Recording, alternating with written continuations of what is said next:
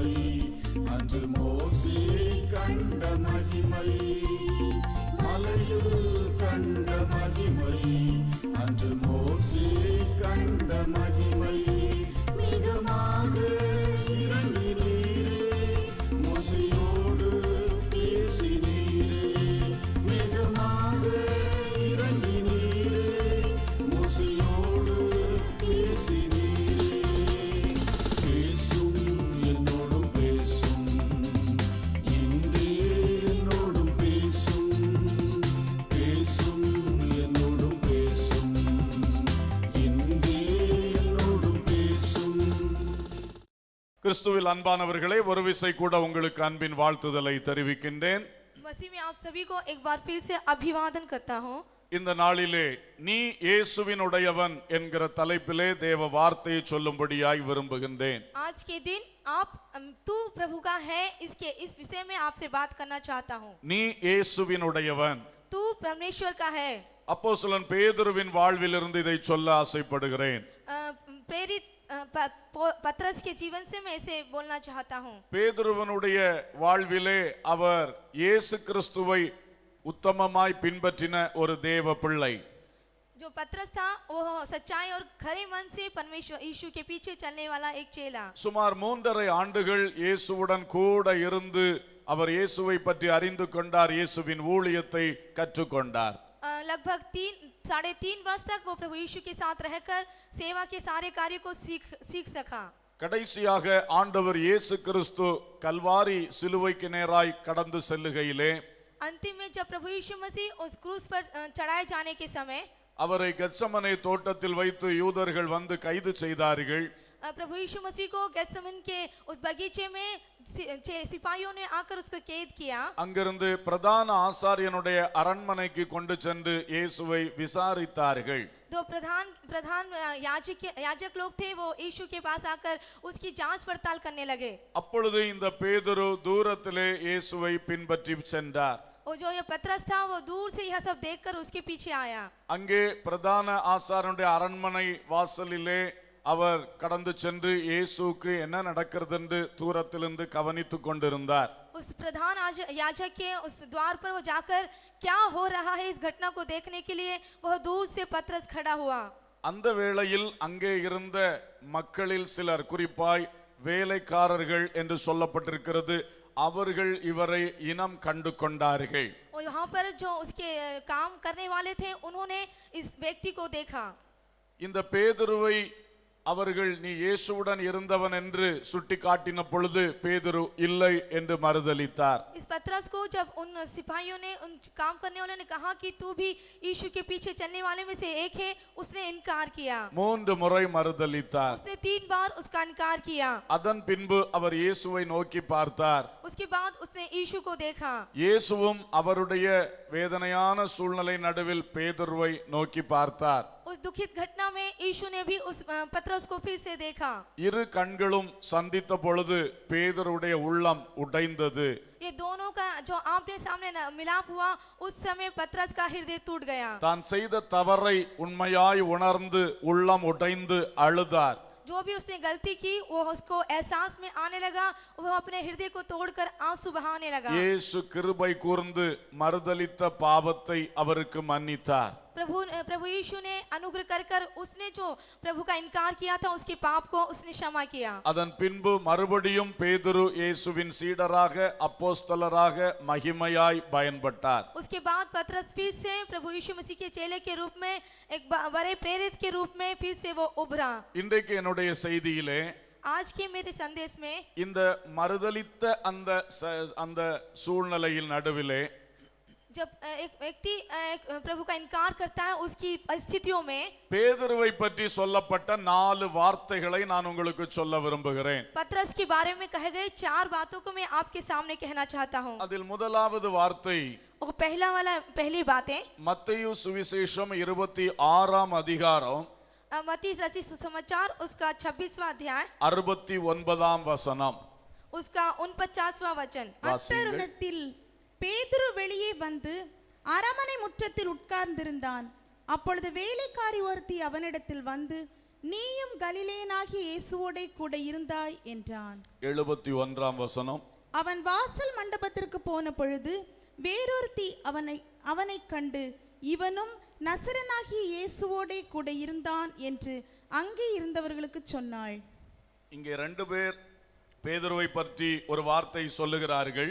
यहाँ पर 2 व्यक्ति पतरस के बारे में कहते हैं, இவன் இயேசுவோடு இருந்தான்.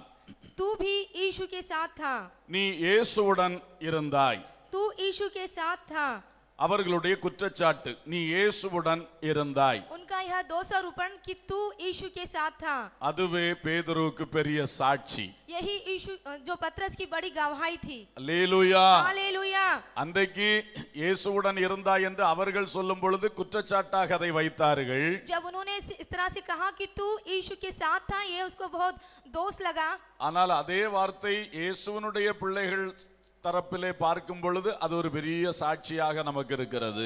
लेकिन दूसरी तरफ हम देखेंगे कि यहाँ भी एक परमेश्वर का बेटा है, ये बहुत बड़ी गवाही है. பேதுரு இயேசுவுடன் இருந்தவன் என்று சொல்லி 2 பேர் சாட்சி கொடுத்தார்கள். 2 व्यक्तियों ने यह साक्ष्य गवाही दी कि पतरस यीशु के साथ था.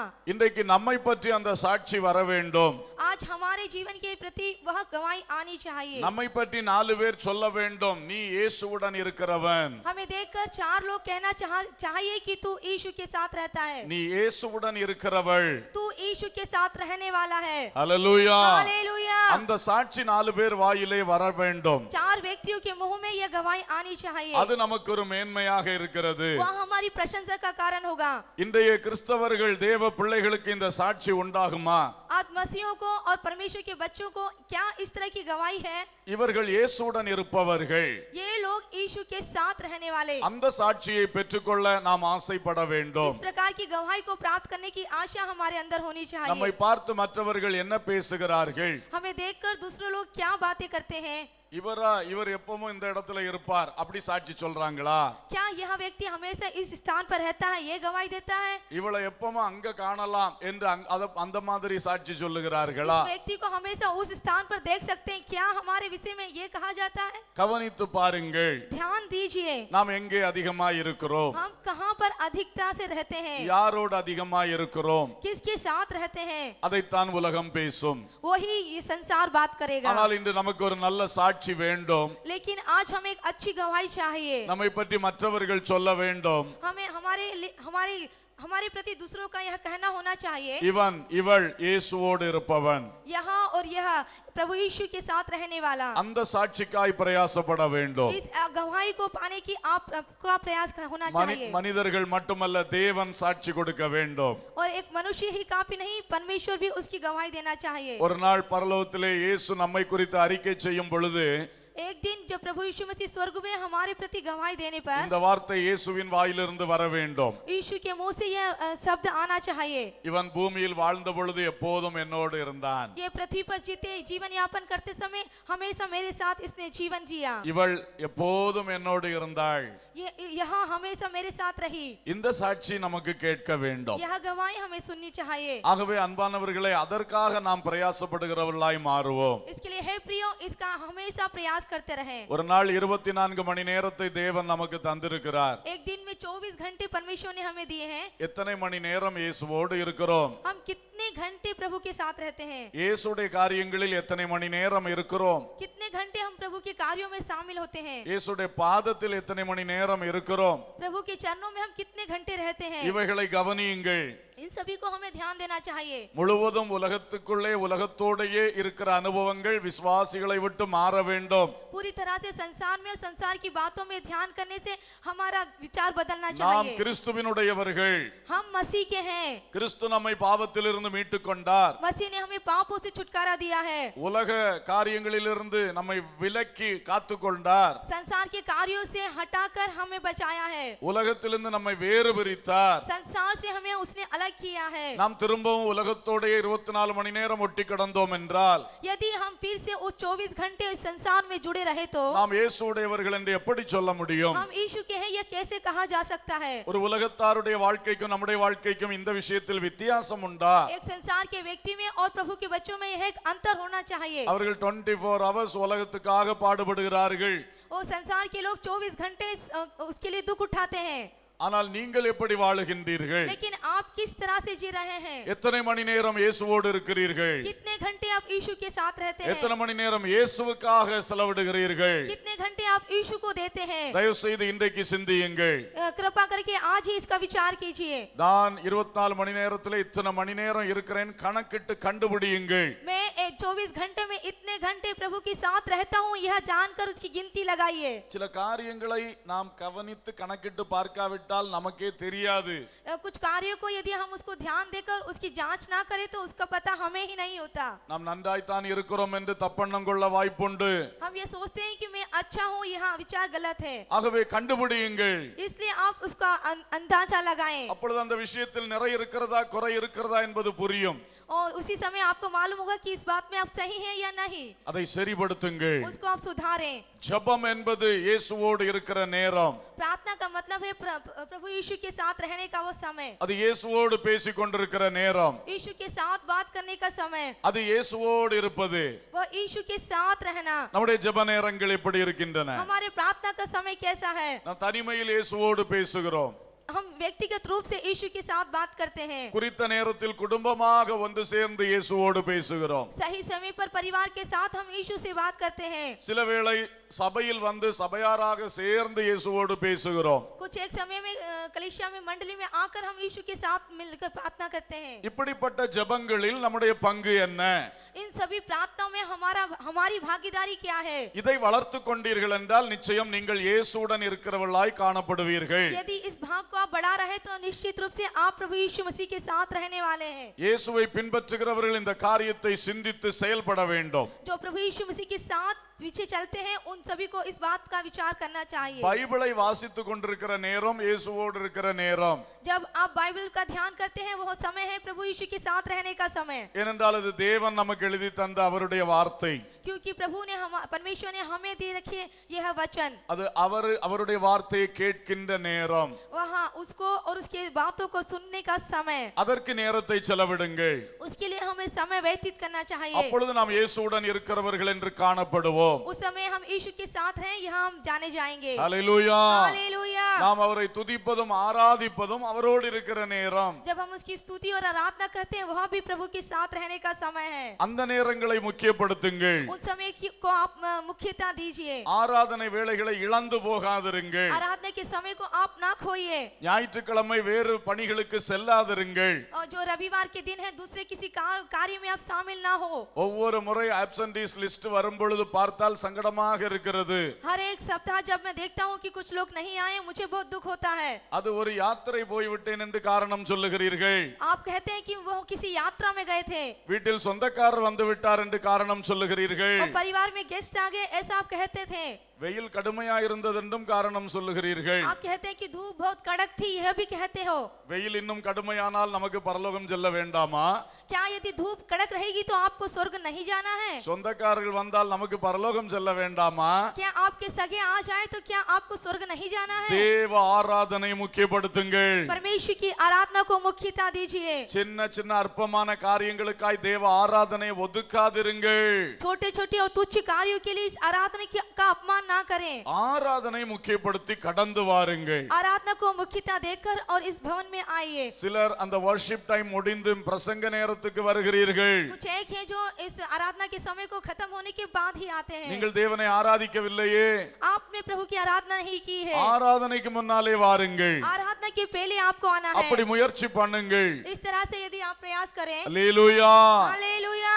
தேவனை ஆராதிப்பது தேவனோடு இருக்கிற நேரம். जब हम परमेश्वर की आराधना करते हैं उसके साथ रहने का समय है. இயேசுவுக்காக ஏதாயிலும் ஊழியங்கள் செய்வீர்கள் என்றால் यदि आप यीशु के लिए कुछ सेवा करते हैं அதுவும் இயேசுவோடு இருக்கிற நேரம் தான். वह भी यीशु के साथ रहने का समय है. இயேசுவோடு நீங்கள் கடந்து செல்லுகிறீர்கள். आप यीशु के साथ चल रहे हैं. ஆத்துமாக்களுக்காய் பிரயாசப்படுகிறீர்கள். आत्मा के लिए आप परिश्रम कर रहे हैं. சிறு பிள்ளைகளை இயேசுவுக்குள் வளர்த்த பிரயாசப்படுகிறீர்கள். और इन बच्चों को प्रभु यीशु के लिए बढ़ाने के लिए आप प्रयास कर रहे हैं. வாலிபர்களை கிறிஸ்துவுக்குள் கொண்டு வர பிரயாசப்படுகிறீர்கள். जवानों को प्रभु में लाने के लिए आप प्रयास कर रहे हैं. இந்த அனைத்து வித ஊழியங்களும் இயேசுவோடு இருக்கிற நேரம்தான். ये सभी सेवा में आप यीशु के साथ रहने का समय है. அல்லேலூயா.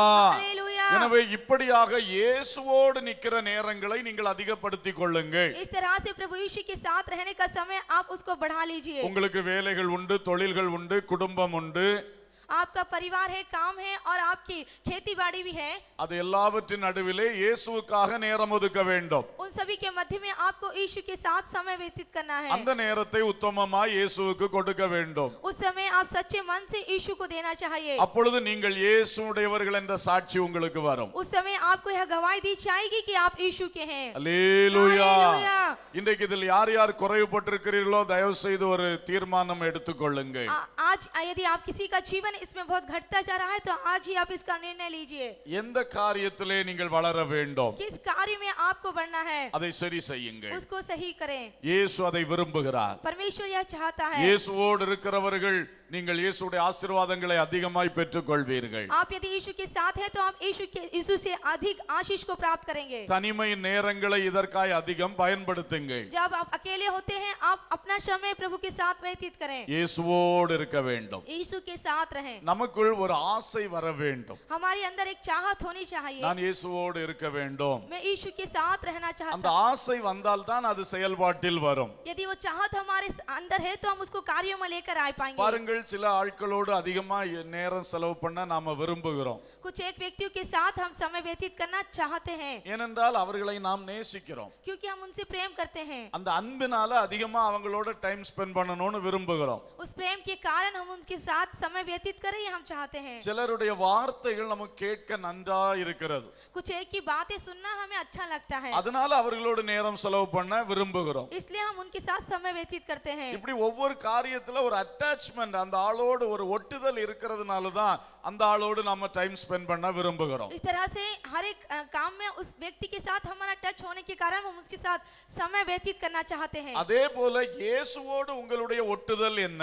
वो वैसे ही आपके साथ प्रभु यीशु मसीह के साथ आपका मिलाप क्या है? அதுதான் உங்களை அதிகமா இயேசுவுடன் இருப்பதற்கு இழுத்துக்கொண்டே இருக்கும். वही है आपको यीशु मसीह की ओर खींचने का समय। இதை உங்கள் மனதில் நீங்கள் வளர்த்துக் கொள்ள வேண்டும். इस बात को अपने मन में अधिक बढ़ाइए, சிந்திக்க வேண்டும். आप विचार कीजिए। இயேசுவை பற்றின காரியங்களை நீங்கள் சிந்திக்க வேண்டும். यीशु के प्रति कार्यों को आपको विचार करना चाहिए। இயேசுவோடு இருப்பதனால் வரும் நன்மைகளை சிந்திக்க வேண்டும். यीशु के साथ रहने वाली भलाइयों के विषय में आपको विचार करना। அப்படி அந்த ஆசை உங்களுக்குள் எழும்ப வேண்டும். इस तरह की चाहत आपके अंदर होनी चाहिए। நீங்கள் ஜெபித்து கூட கேட்கலாம்.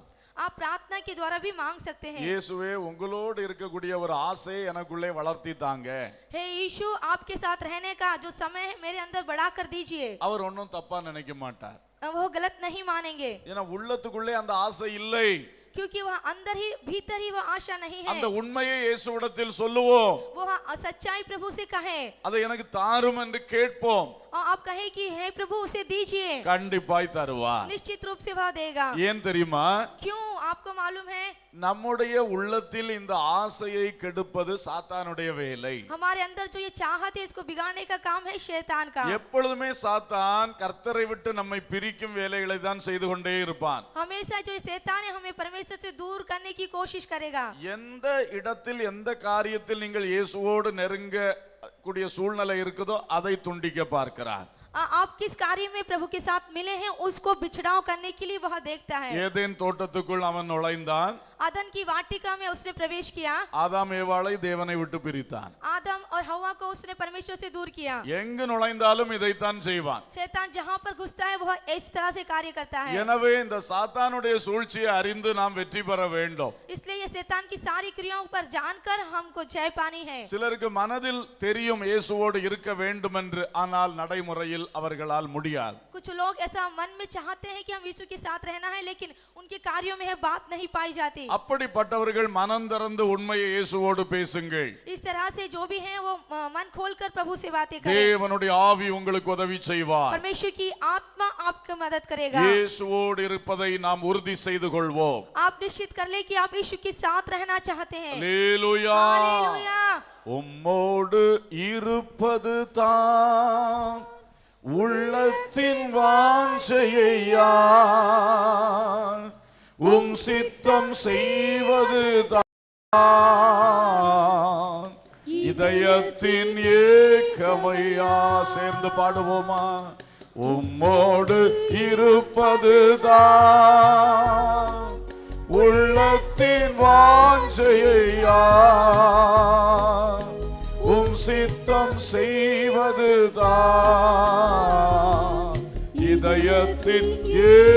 வேண்டாமையா. அல்லேலூயா. இந்த ஒரு ஆசையும் ஏக்கமும் நமக்குள் வருவதாக. यहाँ एक अच्छी चाहत और धड़कन आपके साथ होनी चाहिए। நீ இயேசுவுடையவன் என்றால் यदि आप यीशु के हैं, இயேசுவுடன் இரு. आप यीशु के साथ रहना चाहिए। Be with Jesus. प्रभु यीशु के साथ। இரண்டாவதாக दूसरी बात, மத்தேயு 26 அதிகாரம் मत्ती उसका 26वां अध्याय 73 வசனம். उसका 73 वचन। சற்று நேரத்துக்கு பின்பு அங்கே நின்றவர்கள் பேதுருவினிடத்தில் வந்து, மெய்யாகவே நீயும் அவர்களில் ஒருவன், உன் பேச்சு உன்னை வெளிப்படுத்துகிறது என்றார்கள். இப்பொழுது அவனுக்கு வைக்கப்படுற அடுத்த குற்றச்சாட்டை பாருங்கள். अगला उस पर दोष लगाया जाता है, நீ அவர்களில் ஒருவன் தான், तू उनमें से एक है, ஏனென்றால் உன் பேச்சு உன்னை வெளிப்படுத்துகிறது. क्योंकि तेरी बोली तेरा भेद खोलती है। உன் பேச்சு இயேசுவை போல இருக்கு. और तेरी बोली यीशु के समान है। இதை ஒரு குற்றச்சாட்டாய் வைத்தார்கள். इस तरह से उन्होंने दोष लगाया। நமக்கெல்லாம் இப்படி ஒரு ஆள் சொன்னா எவ்வளவு பாக்கியம். यदि हमें इसको कोई कहे तो ये हमारे लिए क्या ही धन्य बात होगी। நம்மை பார்த்து हमें देखकर உங்க பேச்சு இயேசுவை போல இருக்குன்னு சொன்னா यदि कहा जाए कि तुम्हारी बातें यीशु के समान है तो நீங்க சந்தோஷப்படுவீங்களா துக்கப்படுவீங்களா? आप खुश होंगे या आप दुखी होंगे? அல்லேலூயா. हालेलुया। அது ஒரு மேன்மையான சாட்சி அல்லவா? यह बहुत ही महिमामय रूप से साक्षी है। அல்லேலூயா. हालेलुया। கர்த்தருக்கு ஸ்தோத்திரம். परमेश्वर இன்னைக்கு की நம்மை பார்த்து என்ன சொல்லுவார்கள்? आज हमें देखकर क्या कहा जाता है? உங்க பேச்சு கருணாநிதி பேச்சு போல இருக்குன்னுவாங்களா? करुणानिधि मंत्री के समान है। இல்ல உங்க பேச்சு மோடியை போல இருக்கும்பாங்களா? यदि क्या आपको कहा जाता है कि आपकी बातें मोदी की समान है? நமக்கு ஒரு சாட்சி, உங்க பேச்சு இயேசுவை போல இருக்கிறது. आपकी जो साक्षी है वो है यीशु के समान तुम्हारी बोली है। அல்லேலூயா. அல்லேலூயா. हालेलुया। இன்றைக்கு அந்த சாட்சியை நாம் பெற்றுக்கொள்ள வேண்டும். आज हमें वो साक्षी प्राप्त करनी चाहिए। உடைய வார்த்தைகள் எப்படி இருக்கிறது? हमारी बातें कैसी है? வீட்டுக்குள்ள தான் அதிகமா பேசுவோம். हम घर में अधिकता से बातें करते हैं। வீட்டுக்குள்ள தான் சிந்திக்காம பேசுவோம். हम किसी प्रकार का विचार किए बगैर बातें करते हैं। ஃப்ரீ டாக் வர்றது வீட்டுக்குள்ள தான். और बातें यह केवल घर में आती है। அங்க தான் கவனிக்கணும் பேச்சு எப்படி இருக்குன்னு. वहीं भी हमें ध्यान देना चाहिए कि हमारी बातें कैसी அங்கே है। கரெக்ட் பண்ணா ஆட்டோமேட்டிக்கா வெளியே கரெக்ட் ஆயிடும். यदि हम वहां पर सुधारे तो सही रूप से हमें सभी बात करनी आएगी। இன்னைக்கு अनेक தேவ பிள்ளைகள் வந்து பிரகாசம் இழந்து போறதே வாயினால தான். और जो बहुत से लोग अपना प्रकाश खो देते हैं वो है अपने मुंह के द्वारा। வாய் தான் நிறைய பேரை கெடுத்து கொண்டு இருக்கிறது. ये जो मुंह है बहुत लोगों को बिगाड़ता है। இயேசு கரெக்டா சொன்னார், यीशु ने कहा, நீ வாய் வழியா சாப்பிட்டு உள்ள போறது உன்னை தீட்டுப்படுத்தாது, जो तू मुंह से खाता है वो तुझे अशुद्ध नहीं करता, ஆனா உன் வாய் வழியா வருகிற வார்த்தைகள் உன்னை தீட்டுப்படுத்துகிறது. लेकिन जो तेरे मुंह से बाहर निकलता है वो तुझे अशुद्ध करता है। எவ்வளவு கரெக்டா இயேசு சொல்லி இருக்கிறார். कितनी सच बात प्रभु ने कही है। இன்னைக்கு நம்மில் அநேகருக்கு இந்த வார்த்தை தான் ப்ராப்ளம். या हम में से सभी की समस्या यहाँ है जो बातें। அப்போ பைபிள் சொல்லுகிறது இருதயத்தின் நிறைவினால் வாய் பேசும். जो हृदय में होता है वही मुंह से बाहर आता है। அப்ப இருதயத்துக்குள்ள என்ன இருக்குதோ அதுதான் வாயில வரும். जो हृदय में होता है वही मुंह पे आता है। அதான் நான் சொன்னேன், வீட்ல அது ஃப்ரீயா வரும். इसलिए जब हम घर में होते हैं तो बहुत ही फ्रीली रूप से आता है। ஆகவே இன்றைக்கு உங்கள் பேச்சை நீங்கள் கவனிக்க வேண்டும். इसलिए आज आपको अपनी बातें पर ध्यान देना होगा। உங்க வார்த்தைகள் எப்படி இருக்கிறது? आपकी बोली कैसी है? பேச்சு முறைமைகள் எப்படி இருக்கிறது? जो बातें करने का तरीका कैसा है? இது எல்லாத்திலயுமே நமக்கு ஒரு சாட்சி உருவாக வேண்டும். इन सभी में हमें एक अच्छी गवाही मिलनी चाहिए। இயேசுவை போல மாற வேண்டும். यीशु के समान बननी चाहिए। ஏன்னா கிறிஸ்துவின் நிறைவான வளர்ச்சிக்கு தக்க பூரண புருஷராக வேண்டும் என்று நம்மிடத்தில் எதிர்பார்க்கப்படுகிறது. जिस तरह यीशु संपूर्ण सिद्ध है वैसे ही हम भी होना चाहिए। ஆகவே நம்முடைய வார்த்தைகளை முதலாவது நாம் கவனித்துக் கொள்வோம். इसलिए पहले हम अपनी बातों पर ध्यान देना चाहिए। தமிழில் ஏராளம் வார்த்தைகள் நமக்கு தெரியும். तमिल में हमें बहुत सी बातें मालूम है। அதில் சிலது கெட்ட வார்த்தைகள், कुछ एक ऐसी बातें हैं जो गंदी बातें हैं, பிரயோஜனமற்ற வார்த்தைகள், उनका कोई उपयोग नहीं, மற்றவர்களை காயப்படுத்தக்கூடிய வார்த்தைகள், और दूसरों को घाव करने वाली बातें, மற்றவர்களை தூண்டி விட்டு எரிச்சல் ஊட்டக்கூடிய வார்த்தைகள், दूसरों को जलन उत्पन्न करने वाली बातें। இந்த மாதிரிப்பட்ட எதிர்மறை வார்த்தைகளை நம்மை விட்டு தள்ள வேண்டும். इस तरह की जो दूसरों को घायल करने वाली बातें हमसे दूर रहें। நீங்கள் ஒரு நிர்விசாரமா வாழ்ந்தீர்கள் என்றால் வாய் உங்களை நரகத்துக்கு கொண்டு சேர்த்து போடும். यदि आप लापरवाही से जीवन जीते हैं तो आपका जीवन नर्क की ओर जा रहा है। இன்றைக்கு தயவு செய்து உணர்வடைந்து நீங்கள் பேசும் வார்த்தையை நீங்கள் கவனிக்க தொடங்குங்கள். आप आज ही से ध्यान दीजिए और आप ही अच्छी बातों को कहना शुरू कीजिए। அந்த வார்த்தைகளில் தவறு வரும் பொழுது நீங்களே புரிந்து கொண்டு உணர்ந்து திருந்த வேண்டும். यदि आपकी बातों में कुछ परिवर्तन आए तो आप उसको एहसास में लेकर आकर उस गलती से फिरें। அந்த பேசிவிட்டு பிறகு நமக்குள் ஒரு எண்ணம் வரும்.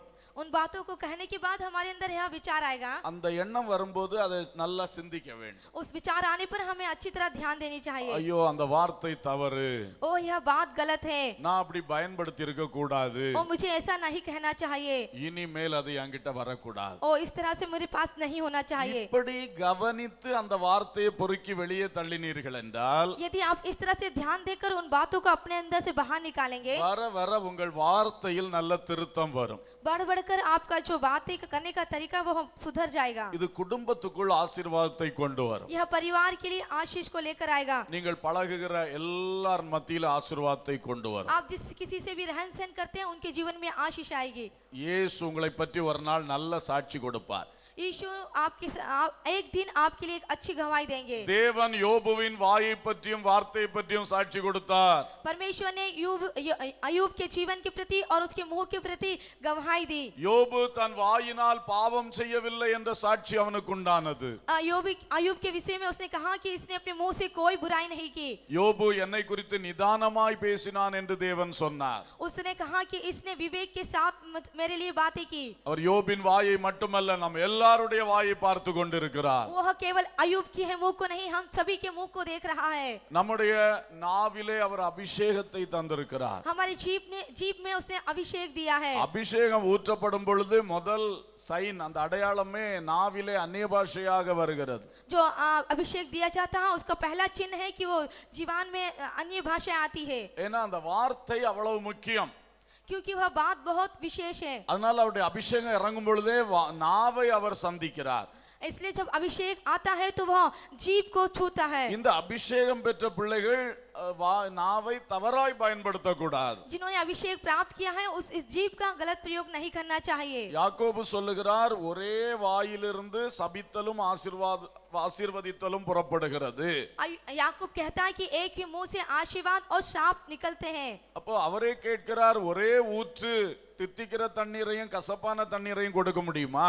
उसने वही कहा कि क्या एक सोते से खारा पानी और मीठा पानी आता है? ஒரே விருட்சம் கசப்பான கனியையும் இனிப்பான கனியும் கொடுக்க முடியுமா? क्या एक ही वृक्ष कड़वा फल और मीठा फल दे सकता है? அந்த விருட்சத்தினுடைய தன்மை எதுவோ அந்த கனிதான் அதிலே வரும். उस व्यक्ति का वृक्ष का जो स्वभाव है वही फल उसमें आएंगे। நீங்கள் எந்த வார்த்தைகளை பேசுகிறீர்கள்? आप कैसी बातें करते हैं? நம்முடைய உள்ளம் சரிப்படுத்தப்பட வேண்டும். हमारा हृदय सुधार लें। நம்முடைய தேவையில்லாத வார்த்தைகளை களைய வேண்டும். जिनका उपयोग नहीं है उन्हें आपसे दूर करें। கணவன் மனைவிக்குள்ளே என்ன பேசுகிறீர்கள்? आप पति और पत्नी के बीच में आप क्या बात करते हैं? சகோதரனே உங்களுடைய ஒரு வார்த்தை குறிப்பாய் உங்கள் மனைவியை அடிக்கடி காயப்படுத்தி கொண்டே இருக்கிறது. हे भाई, आपका एक शब्द आपकी पत्नी को घायल कर रही है। சகோதரியே உங்களுடைய குறிப்பிட்ட ஒரு வார்த்தைகள் உங்கள் கணவனை கோபப்படுத்தி பாவம் செய்ய வைத்துக் கொண்டே இருக்கிறது. हे बहन, तेरी एक बातें अपने पति को घायल कर रही है, उसे क्रोध करा रही है। இது உங்களுக்கு தெரியுமா தெரியாதா? क्या आपको मालूम है या नहीं? அந்த வார்த்தையை நீங்கள் கண்டுபிடித்திருக்கிறீர்களா இல்லையா? क्या आपने उसको ध्यान दिया है, उसको पाया है नहीं? நிச்சயம் உங்களுக்கு தெரியும். निश्चित रूप से आपको मालूम है। அந்த வார்த்தையை உங்களை விட்டு தள்ளி போடுங்கள். वह बोली आपसे दूर कीजिए। உங்கள் குடும்பம் நன்றாக இருக்கட்டும். आपका परिवार अच्छा रहे। உங்களுக்கு நல்ல சாட்சி வரட்டும். आपको एक अच्छी गवाही आए। என்றைக்கும் இதே தவறை செய்து கொண்டிருந்தால் அர்த்தம் என்ன? हर समय यही गलती कर रहे तो इसका मतलब क्या है? குடும்பத்துக்குள் ஒரு நாளும் ஆசீர்வாதம் வர வேண்டாமா? क्या परिवार को आशीष नहीं आनी चाहिए? உங்கள் வாயின் வார்த்தையை கவனியுங்கள். आपके वचनों को आप ध्यान दें। மரணமும் ஜீவனும் நாவின் அதிகாரத்தில் இருக்கிறது என்று வேதம் சொல்லுகிறது. मृत्यु और जीवन इस जीव के अधिकार में है, ऐसा वचन कहता है। சில வேளை வார்த்தையை தவறாய் பயன்படுத்தினால் அது மரணத்தில் கொண்டு போய் கூட விட்டுவிடும். और किसी एक समय यदि हम अपनी बातों को गलत उपयोग करें तो यह हमें मृत्यु की ओर ले जाएगी। பயங்கர சண்டைகள் பிரிவினைகள் கொலைபாதகங்களுக்குள் நடத்தி போடும். हत्या को, अलगाव को और खून खराबे को लेकर आएगी। வார்த்தைகளில் நாம் கவனம் வைக்க வேண்டும். अपने वचनों को हमें ध्यान देना चाहिए। நாம் வைராக்கியம் உள்ள ஜனங்கள் இல்லையே. हम एक जलन रखने वाले लोग नहीं, நாம் அன்புள்ளவர்கள் தானே, हम प्रेम करने वाले हैं, நாம் மன்னிக்கிறவர்கள் தானே, हम दूसरों को माफ करने वाले हैं, சமாதானத்தை விரும்புகிறவர்கள் தானே. हम शांति को चाहने वाले हैं। அப்படி என்றால் ஏன் அந்த வார்த்தையை தள்ளி போடக்கூடாது? और यदि ऐसा है तो हम अपनी गलत बातों को क्यों ना अलग करें? சிலருக்கு இந்த வார்த்தை சரியில்லை என்று தெரிந்தாலும் कुछ एक को यह बात गलत है यह मालूम होने पर भी அதை வேணும்னே அங்க ஒரு இடத்துல வச்சிடுவாங்க, उसे चाहकर उसे रख लेते हैं, தக்க சமயத்துல பயன்படுத்துறதுக்காக. सही समय पर उसका उपयोग करने के लिए। இது வைராக்கியம் உள்ள உள்ளங்கள் அப்படி செய்யும். और अंदर रखने जलन के कारण ऐसा होता है। தக்க சமயத்தில் ஒருத்தரை ஒருத்தர் தாக்க வேண்டும் என்று நினைக்கிற உள்ளங்கள் தான் இப்படி அந்த வார்த்தைகளை வைத்து வைப்பார்கள். सही समय पर एक दूसरे को घायल करे इसलिए उन बातों को अंदर रखते हैं। விசுவாசிகள் ஒருபொழுதும் அப்படிப்பட்டவர்கள் அல்ல. विश्वासी एक हरगिज ऐसा नहीं होना चाहिए। அல்லேலூயா. हालेलुया। நாம் சமாதானம் பண்ணுகிற தேவனுடைய புத்திரர்கள். हम शांति को करने वाले परमेश्वर के पुत्र हैं। ஆகையினாலே அந்த வார்த்தையை இன்றைக்கு தூக்கி எறிந்து போடுங்க. इसलिए आज ही उन बातों को अपने जीवन से अलग करें। இனி அந்த வார்த்தை உங்கள் நாவில் ஒருபொழுதும் வரக்கூடாது. आपसे हर समय आपके हरगिज आपके जीवन में वो बातें ना आए। எவ்வளவு நெருக்கமான சூழ்நிலை வந்தாலும் அந்த வார்த்தையை மட்டும் பயன்படுத்தக்கூடாது. कितने भी संकट में आप हो उन वाक्यों का आप उपयोग ना करें। கணவன் மனைவிக்கு மட்டுமல்ல, यह पति और पत्नी के बीच में ही नहीं, எல்லா உறவுகளையும் கவனிக்க வேண்டும். सभी संबंधों में इसको ध्यान देना எந்த चाहिए। வார்த்தையினாலே பிரச்சனை உருவாகிறது, किन बातों से समस्या उत्पन्न होती है, எந்த வார்த்தையினாலே கேட்கிறவருடைய முகம் கோணுகிறது, किन बातों से जो बातें सुन रहे हैं उनका मुंह खराब होता है, இவைகளை கொஞ்சம் கவனித்து அந்த வார்த்தைகளை எல்லாம் வெளியே தள்ள इन ஆரம்பிப்போம். सभी को हम ध्यान देकर अपने जीवन से उसको बाहर निकालें। ஆம், ஒரு பழக்கூடை இருந்ததென்றால் यदि एक फलों का बास्केट हो, அந்த பழத்திலே கொஞ்சம் அழுகி போனது கெட்டு போனதெல்லாம் தூக்கி தூக்கி வெளியே எறிகிறோம் அல்லவா? जिस तरह से खराब होने वाले गलने वाले फलों को उसको बाहर निकालते हैं, அதை வச்சு பாதுகாத்தா பிறகு நாற்றம் அல்லவா வரும்? यदि उसको रखकर सुरक्षा दें तो उससे बदबू आएगी। நல்ல பழங்களை மட்டும்தான் கூடைகளில் வைத்திருப்போம்.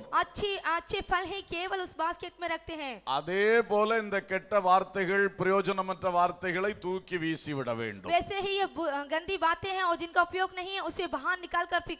நம்மை பற்றி ஒரு சாட்சி வர வேண்டும். हमारे प्रति एक अच्छी गवाही आनी चाहिए। இவள் இயேசுவை போல பேசுகிறார்கள். ये यीशु के समान बातें करता है। எத்தனை பேர் விரும்புகிறீங்க? कितने लोग चाहते हैं? ஆமென். பாருங்கள், வார்த்தையிலே கவனம் வேண்டும். देखिए आपकी बोली में आपको ध्यान देना चाहिए। இயேசுவை போல பேசணும். यीशु के समान बोलना चाहिए। இன்னொன்று சொல்றேன், एक और मैं कहता हूँ, நமக்குள் இயேசு இருக்கிறார். हमारे अंदर यीशु है, அவருடைய ஆவியின் மூலம் நமக்குள் தங்கி இருக்கிறார். वह आत्मा के द्वारा हम में वास करता है। அப்ப அந்த இயேசுடைய தன்மை நமக்குள் வர தொடங்குகிறது. उस यीशु का स्वभाव हमारे अंदर आता है। அதிலே ஒரு வெளிப்பாடு தான் பேச்சு. उसका एक प्रकटीकरण है हमारी बातें। அந்த பேச்சில் அந்த இயேசுடைய தன்மை வெளிப்படுத்தப்படணும். हमारी बातों में यीशु का स्वभाव प्रकट होता है। இயேசு பரிசுத்தமுள்ளவர். यीशु पवित्र है। அப்ப அந்த நம்ம வார்த்தையிலே அந்த பரிசுத்தமான காரியங்கள் வர வேண்டும். तो हमारी बातों में ही वह पवित्रता जाहिर हो। இயேசு வல்லமை உள்ளவர். यीशु सामर्थी है। நம்ம வார்த்தையிலே அந்த வல்லமை வெளிப்படணும். हमारी बातों में वह सामर्थ होने நம்ம पाइए। வார்த்தையிலே இயேசுவை பற்றின விசுவாசம் வெளிப்படணும். हमारी बातों में यीशु के प्रति विश्वास को जाहिर होना चाहिए। இன்னைக்கு நாம் பேசுற வார்த்தை விசுவாசம் உள்ள வார்த்தையா அவிசுவாசமான வார்த்தையா? आज हम बात जो कर रहे हैं वो विश्वास की बातें हैं या अविश्वास की? ஒரு நோயாளியை பார்க்க போறோம், यदि हम एक रोगी को देखने जाते हैं, அங்க போய் என்ன பேசணும்? वहाँ पर जाकर क्या करना चाहिए? அவிசுவாசம் உள்ள வார்த்தையை சில பேசிக் கொண்டிருப்பார்கள். क्या हम उनको अविश्वास की बात करते हैं? சந்தேகத்தை தூண்டுற வார்த்தைகள் அங்க போய் பேசுவார்கள். और संदेह करने वाली बातों को उपजाते हैं। எந்த ஆளா இருந்தாலும் ஒரு வியாதி வந்தா மனம் தளர்ந்து தான் இருப்பார்கள். कि कोई भी व्यक्ति क्यों ना हो, जब बीमारियां आती है तो वो थका और निराश होता है। நம்ம போன உடனே நம்மகிட்ட பெரிய இது மாதிரி பேசிட்டு இருப்பாங்க. यदि हम जाए तो वो हमसे बड़ी बातें करते हैं। அதை ஒன்றும் நம்ப வேண்டாம், உள்ளம் தளர்ந்து தான் இருக்கும். उनकी हम परवाह ना करें, लेकिन उसका मन अंदर से टूटा है। அப்ப அதை புரிந்து கொண்டு அவர்களை திடப்படுத்தும் வார்த்தைகளை பேச வேண்டும். उनको हम समझकर उन्हें हिम्मत दिलाने की बातें हमें बोलनी चाहिए। அங்க போயிருந்து பிரதர் இத மாதிரி தான் ஒருத்தர் இப்படி இருந்தார், அப்படி ஆயிட்டு பாத்துக்கிடுங்க அப்படி சொல்லக்கூடாது. उनको देखकर हे भाई देख इसकी समान ही एक था और उसको ऐसा हो गया, ऐसा ना करें। எங்கெல்லாமோ கொண்டு ஓடுனாங்க, கடைசியில போச்சு பாத்துக்கிடுங்க. ओ उसके कहां पर भी ना ले गए, ऐसी चीज कोई जगह ना रही, लेकिन आखिरी में वो जाता रहा। இதோட அந்த ஆளை கத்தி எடுத்து குத்தி இருக்கலாமே நீங்க. आप ऐसा होने से आप एक छुरी लेकर उसको भोग देना चाहिए। சிலருக்கு அறிவே கிடையாது, कुछ एक को समझ ही नहीं है, எங்க போய் என்ன பேசணும்னு தெரிகிறது இல்ல. कहां पर जाकर कैसी बात करनी चाहिए नहीं मालूम। நீங்க அங்க போகாம இருக்கிறது உங்களுக்கு நல்லது, அவங்களுக்கு நல்லது. आप उस स्थिति में उनके पास ना जाएं, ये आपके लिए अच्छा है। ஏதாவது வாயில வந்து பேசாதீங்க. कुछ भी आपके मुंह से ना बात कीजिए। இயேசு உங்களுக்குள் இருக்கிறார், यीशु आपके अंदर है। விசுவாச வார்த்தைகளை பேசுவோம். विश्वास की बातें करें। அல்லேலூயா. हालेलुया। அவங்களுக்கு ஏற்ற ரெண்டு வசனங்களை நம்ம சொல்லக்கூடுமானா அது பெரிய பலனாக இருக்கும். उनके उपयोग के लिए यदि आप 2 वचन कहें तो उनके लिए बहुत उपयोगी होगा। அவளை தைரியப்படுத்தி பேசுங்கள். उन्हें हिम्मत दिलाकर बातें करें। இயேசுவால் சுகமாக்க முடியும் என்று சொல்லுங்கள். यीशु को यह संभव है कि वो तुझे चंगा कर सकता है। அப்படி இயேசு சுகமாக்கின ரெண்டு உதாரணம் உங்களுக்கு தெரியுமானா அதை சொல்லுங்கள். यदि आपको मालूम है 2 उदाहरण यीशु ने चंगा किया तो वो उदाहरणों को उससे बोलें। அவருடைய உள்ளம் திடப்படும். वह जो भीतर हृदय दृढ़ होगा। எனக்கும் இயேசு சுகம் தருவார் என்ற விசுவாசம் அவர்களுக்குள் வரும். मुझे यीशु चंगाई देगा या विश्वास उसके अंदर आएगा। வியாதியில் மட்டுமல்ல, बीमारियां नहीं, ஒரு தோல்வியில் இருக்கும் பொழுது, जब एक व्यक्ति की हार होती है ஒரு இழப்பில் இருக்கும் பொழுது, या किसी बात को उसने खो दिया हो, ஒரு நெருக்கத்தில் இருக்கும் பொழுது, किसी संकट में हो, எல்லா சூழ்நிலையிலும் நாம் விசுவாச வார்த்தைகள் பயன்படுத்த வேண்டும். सभी बातों में हमें विश्वास की बातों को उपयोग करना चाहिए। அதான் இயேசுவை போல பேசுகிறது. वही है यीशु के समान बातें करना। அல்லேலூயா. हालेलुया। எல்லாரும் சொன்னாங்க பிள்ளை மரிச்சு போனா. सबने कहा कि वह बेटी मर गई। இயேசு சொன்னார் அவள் நித்திரையா இருக்கிறாள். यीशु ने कहा कि नहीं, वो सो रही है। எப்படி பாருங்க அவருடைய பேச்சு. देखिए उसकी बातें कैसी है। எல்லாம் ஓலம் போட்டு அழுது கொண்டு இருக்கிறார்கள். वो सभी चिल्लाकर रो रहे हैं। அவர் சொல்ல எதுக்கு அழுறீங்க, அவ தூங்கிக்கிட்டு இருக்கா அப்படின்றார். उसने कहा अरे तुम क्यों रो रहे हो, वो सो रही है। இதுதான் இயேசுவின் வார்த்தை. यही है यीशु की बातें, விசுவாச வார்த்தைகள். विश्वास की बातें। அது மாதிரி பரிசுத்தமான வார்த்தைகள் பேசணும். वैसे ही पवित्र बातें करें। ஒரு மாதிரி மோசமான வார்த்தைகள் பயன்படுத்தவே கூடாது. एक तरह से बुरी बातों को आपको उपयोग नहीं करना चाहिए। உங்களுக்கு எவ்வளவு கோபம் வந்தாலும் மோசமான வார்த்தை பயன்படுத்தாதிருங்கள். आप कितने भी क्रोधित क्यों ना हो, लेकिन आपको गंदी बातों को नहीं करना चाहिए। அடுத்த ஆளை ஒரு தட்டு தட்டுறதுக்காக சிலர் மோசமான வார்த்தை பேசி போடுவார்கள். कुछ लोग ऐसे होते हैं कि दूसरों को घायल करें इसलिए वो बुरी बातों को कहते हैं। சொந்த கணவன் மனைவிக்குள்ள அப்படி செய்து போடுவார்கள். अपने पति और पत्नी के बीच में ऐसा करते हैं। அது ரொம்ப மோசம். यह बहुत गलत है। அது உங்க ஆத்மாவை தீட்டுப்படுத்துகிறது. यह आपकी आत्मा को अशुद्ध करता है। இந்த மோசமான வார்த்தைகள் நம்ம உள்ளத்திலே இருக்க கூடாது. ये जो गंदी बातें हैं आपके हृदय में ना रहनी चाहिए। அல்லேலூயா. हालेलुया। திருவள்ளுவர் சொன்னார், एक ज्ञानी ने कहा, இனிய உளவாக இன்னாத கூறல் கனி இருக்க காய் கவர்ந்தற்று என்று சொன்னார். அது சொல்ல முடியாது உனக்கு. பாருங்கள், நல்ல இனிய பழங்கள் கூடையில் இருக்கும் பொழுது, जब एक अच्छे फल एक बास्केट में रहते हैं, அதை எடுத்து சாப்பிடாமல் उसे ना खाकर நீ ஏன் காயை தேடி ஓடுகிறாய்? क्यों दूसरे फलों को ढूंढ रहा है? உனக்குள்ளே பேசக்கூடிய நல்ல வார்த்தைகள் இருக்கிறது. तेरे अंदर ही बातें करने की अच्छी बातें हैं। உன்னுடைய வொக்காபுலரியில உன்னுடைய அந்த வார்த்தைகள் சேர்த்து வைக்கிற இடத்திலே நல்ல நல்ல தமிழ் வார்த்தைகள் இருக்கிறது. जो तेरे शब्दकोश हैं उसमें अच्छी बातें आप उसके सामने हैगी। நீ அதை பேசாமல் तू वो नहीं कर கெட்டவைகளை ஏன் தேடி எடுக்கிறாய்? तू बुरे को ढूंढ रहा है। இன்றைக்கு நாம் நம்முடைய வார்த்தை தெரிந்து கொள்ளுதலில் ஒரு கவனம் வைக்க வேண்டும். आज हम अपने बातों की ओर ध्यान देना चाहिए। ஒரே காரியத்தை பேசுறதுக்கு एक ही बात करने के लिए 2-3 வார்த்தைகளை பயன்படுத்த முடியும். 3 बातों का उपयोग कर सकते हैं। அதுல எது நல்ல வார்த்தையோ அதை மட்டும் பயன்படுத்த நாம பழகணும். उनमें से जो अच्छी है उनका उपयोग करना चाहिए। இன்னொன்று, நல்ல எவ்வளவு டீசென்ட்டா பேச முடியுமோ அதை பேசணும். और उसमें से एक है कि हम किस तरह से अच्छे तरीके से बात करें, उसको उपयोग करें। இப்படி பழக்கத்திலே வந்து விட்டதென்றால் நிச்சயம் நாம் இயேசுவை போல பேசுகிறவர்களாய் மாறிவிடுவோம். यदि इस तरह से आपकी आदतों में आ जाए तो आप यीशु के समान बातें करने वाले होंगे। அல்லேலூயா. हालेलुया। இன்னும் ஒன்றை சொல்லுகிறேன். एक और कहता हूँ, இயேசு சொன்னார், நான் உலகத்தான் அல்லாத போல இவர்களும் உலகத்தார் அல்ல என்று சொன்னார். यीशु ने कहा कि जिस तरह मैं संसार का नहीं वैसे ये भी संसार के नहीं। இயேசு பேசும் பொழுது எப்ப பார்த்தாலும் பரலோகத்தை பற்றி பேசுவார். यीशु ने जब भी बातें की उसने स्वर्ग के प्रति बातें की. நம்முடைய வார்த்தைகளில் எவ்வளவு நேரம் பரலோகத்தை பற்றி பேச்சு வருகிறது? हम जो बातें करते हैं उसके अंदर कितने समय हम स्वर्ग की बातें करते हैं? நித்தியத்தை பற்றி, மகிமையை பற்றி, இயேசுவின் வருகை பற்றி எல்லாம் பேச்சு வருகிறதா? क्या आपकी बातों में सनातन के प्रति, सनातन के लिए उस अनंत जीवन के प्रति या पवित्रता के यीशु के प्रति आपकी बातें होती हैं? இதெல்லாம் நம்ம சபையில என்னைக்காவது பிரசங்கத்துல வரக்கூடிய வார்த்தைகள் தானா? क्या केवल ये संदेश में ही आने की बातें हैं? நம்முடைய வீட்டிலே இவைகள் பேசப்படுகிறதா? क्या हमारे घरों में हम इसकी बातें करते हैं? அதை நாம் சரிபடுத்த வேண்டும். उन्हें हमें सुधारना चाहिए. வீட்டிலே கூட அடிக்கடி ஆண்டவரை பற்றி, பரலோக ராஜ்யத்தை பற்றின பேச்சுகள் வர வேண்டும். हमारे घर में भी परमेश्वर के प्रति और स्वर्ग के प्रति वह बातें आनी चाहिए. ஒரு பிள்ளைகள் தவறு செய்யும் பொழுது என்ன சொல்லுவோம்? அடிச்சு போடுவேன் அப்படி சொல்றோம். एक बच्चा यदि गलती कर दे तो उसे मैं मार दूंगा हम ऐसे कहते हैं. ஆனா அது கூட பாரு இயேசுவுக்கு இது பிடிக்காது அப்படி சொல்லும்போது அது ஒரு தெய்வீகம் அல்லவா? उस स्थान पर आप कहें कि देखो ये यीशु को नहीं भाता, उस समय एक यहाँ अच्छी बातें होगी. இந்த மாதிரி போனேனா பரலோகம் போக முடியாது. तू यदि ऐसा करेगा तो तू स्वर्ग नहीं जाएगा. பைபிள் வாசித்தியா, ஜெபம் பண்ணியா? क्या तूने बाइबल पढ़ी है, प्रार्थना की है? இப்படி அடிக்கடி இயேசுவை பற்றி, பரலோகத்தை பற்றி வீட்டிலே பேச ஆரம்பிக்க इस வேண்டும். तरह से यीशु के प्रति और स्वर्ग की बातें आप घर में करें. அல்லேலூயா. हालेलुया. இல்லை என்றால் வீட்டிலே நீங்கள் உலகத்தார். नहीं तो आप संसार घर में भी संसार के समान है. ஞாயிற்றுக்கிழமை 8 இருந்து 11:30 மணி வரைக்கும் தான் நீங்கள் விசுவாசிகள். रविवार को केवल 8 से लेकर 11 बजे तक ही आप विश्वासी हैं. இந்த நிலை கட்டாயம் மாற வேண்டும். यह स्थिति निश्चित रूप से बदलनी चाहिए. எங்க போனாலும் நம்முடைய பேச்சிலே இயேசு பேசின அனுபவங்கள் வர வேண்டும். आप जहां भी जाएं आप यीशु जैसी बातें करते हैं वैसे ही करें. ஹல்லேலூயா. हालेलुया. அவர் போல் பேசிட நாவு இல்லை, அவர் போல் அலைந்திட கால்கள் இல்லை, அவர் போல் பேசிட நாவு இல்லை, அவர் போல் அலைந்திட கால்கள் இல்லை, எண்ணிலடங்கா மாந்தர் சத்தம் உந்தன் செவிதனில் தொனிக்கலையோ, எண்ணிலடங்கா மாந்தர் சத்தம் உந்தன் செவிதனில்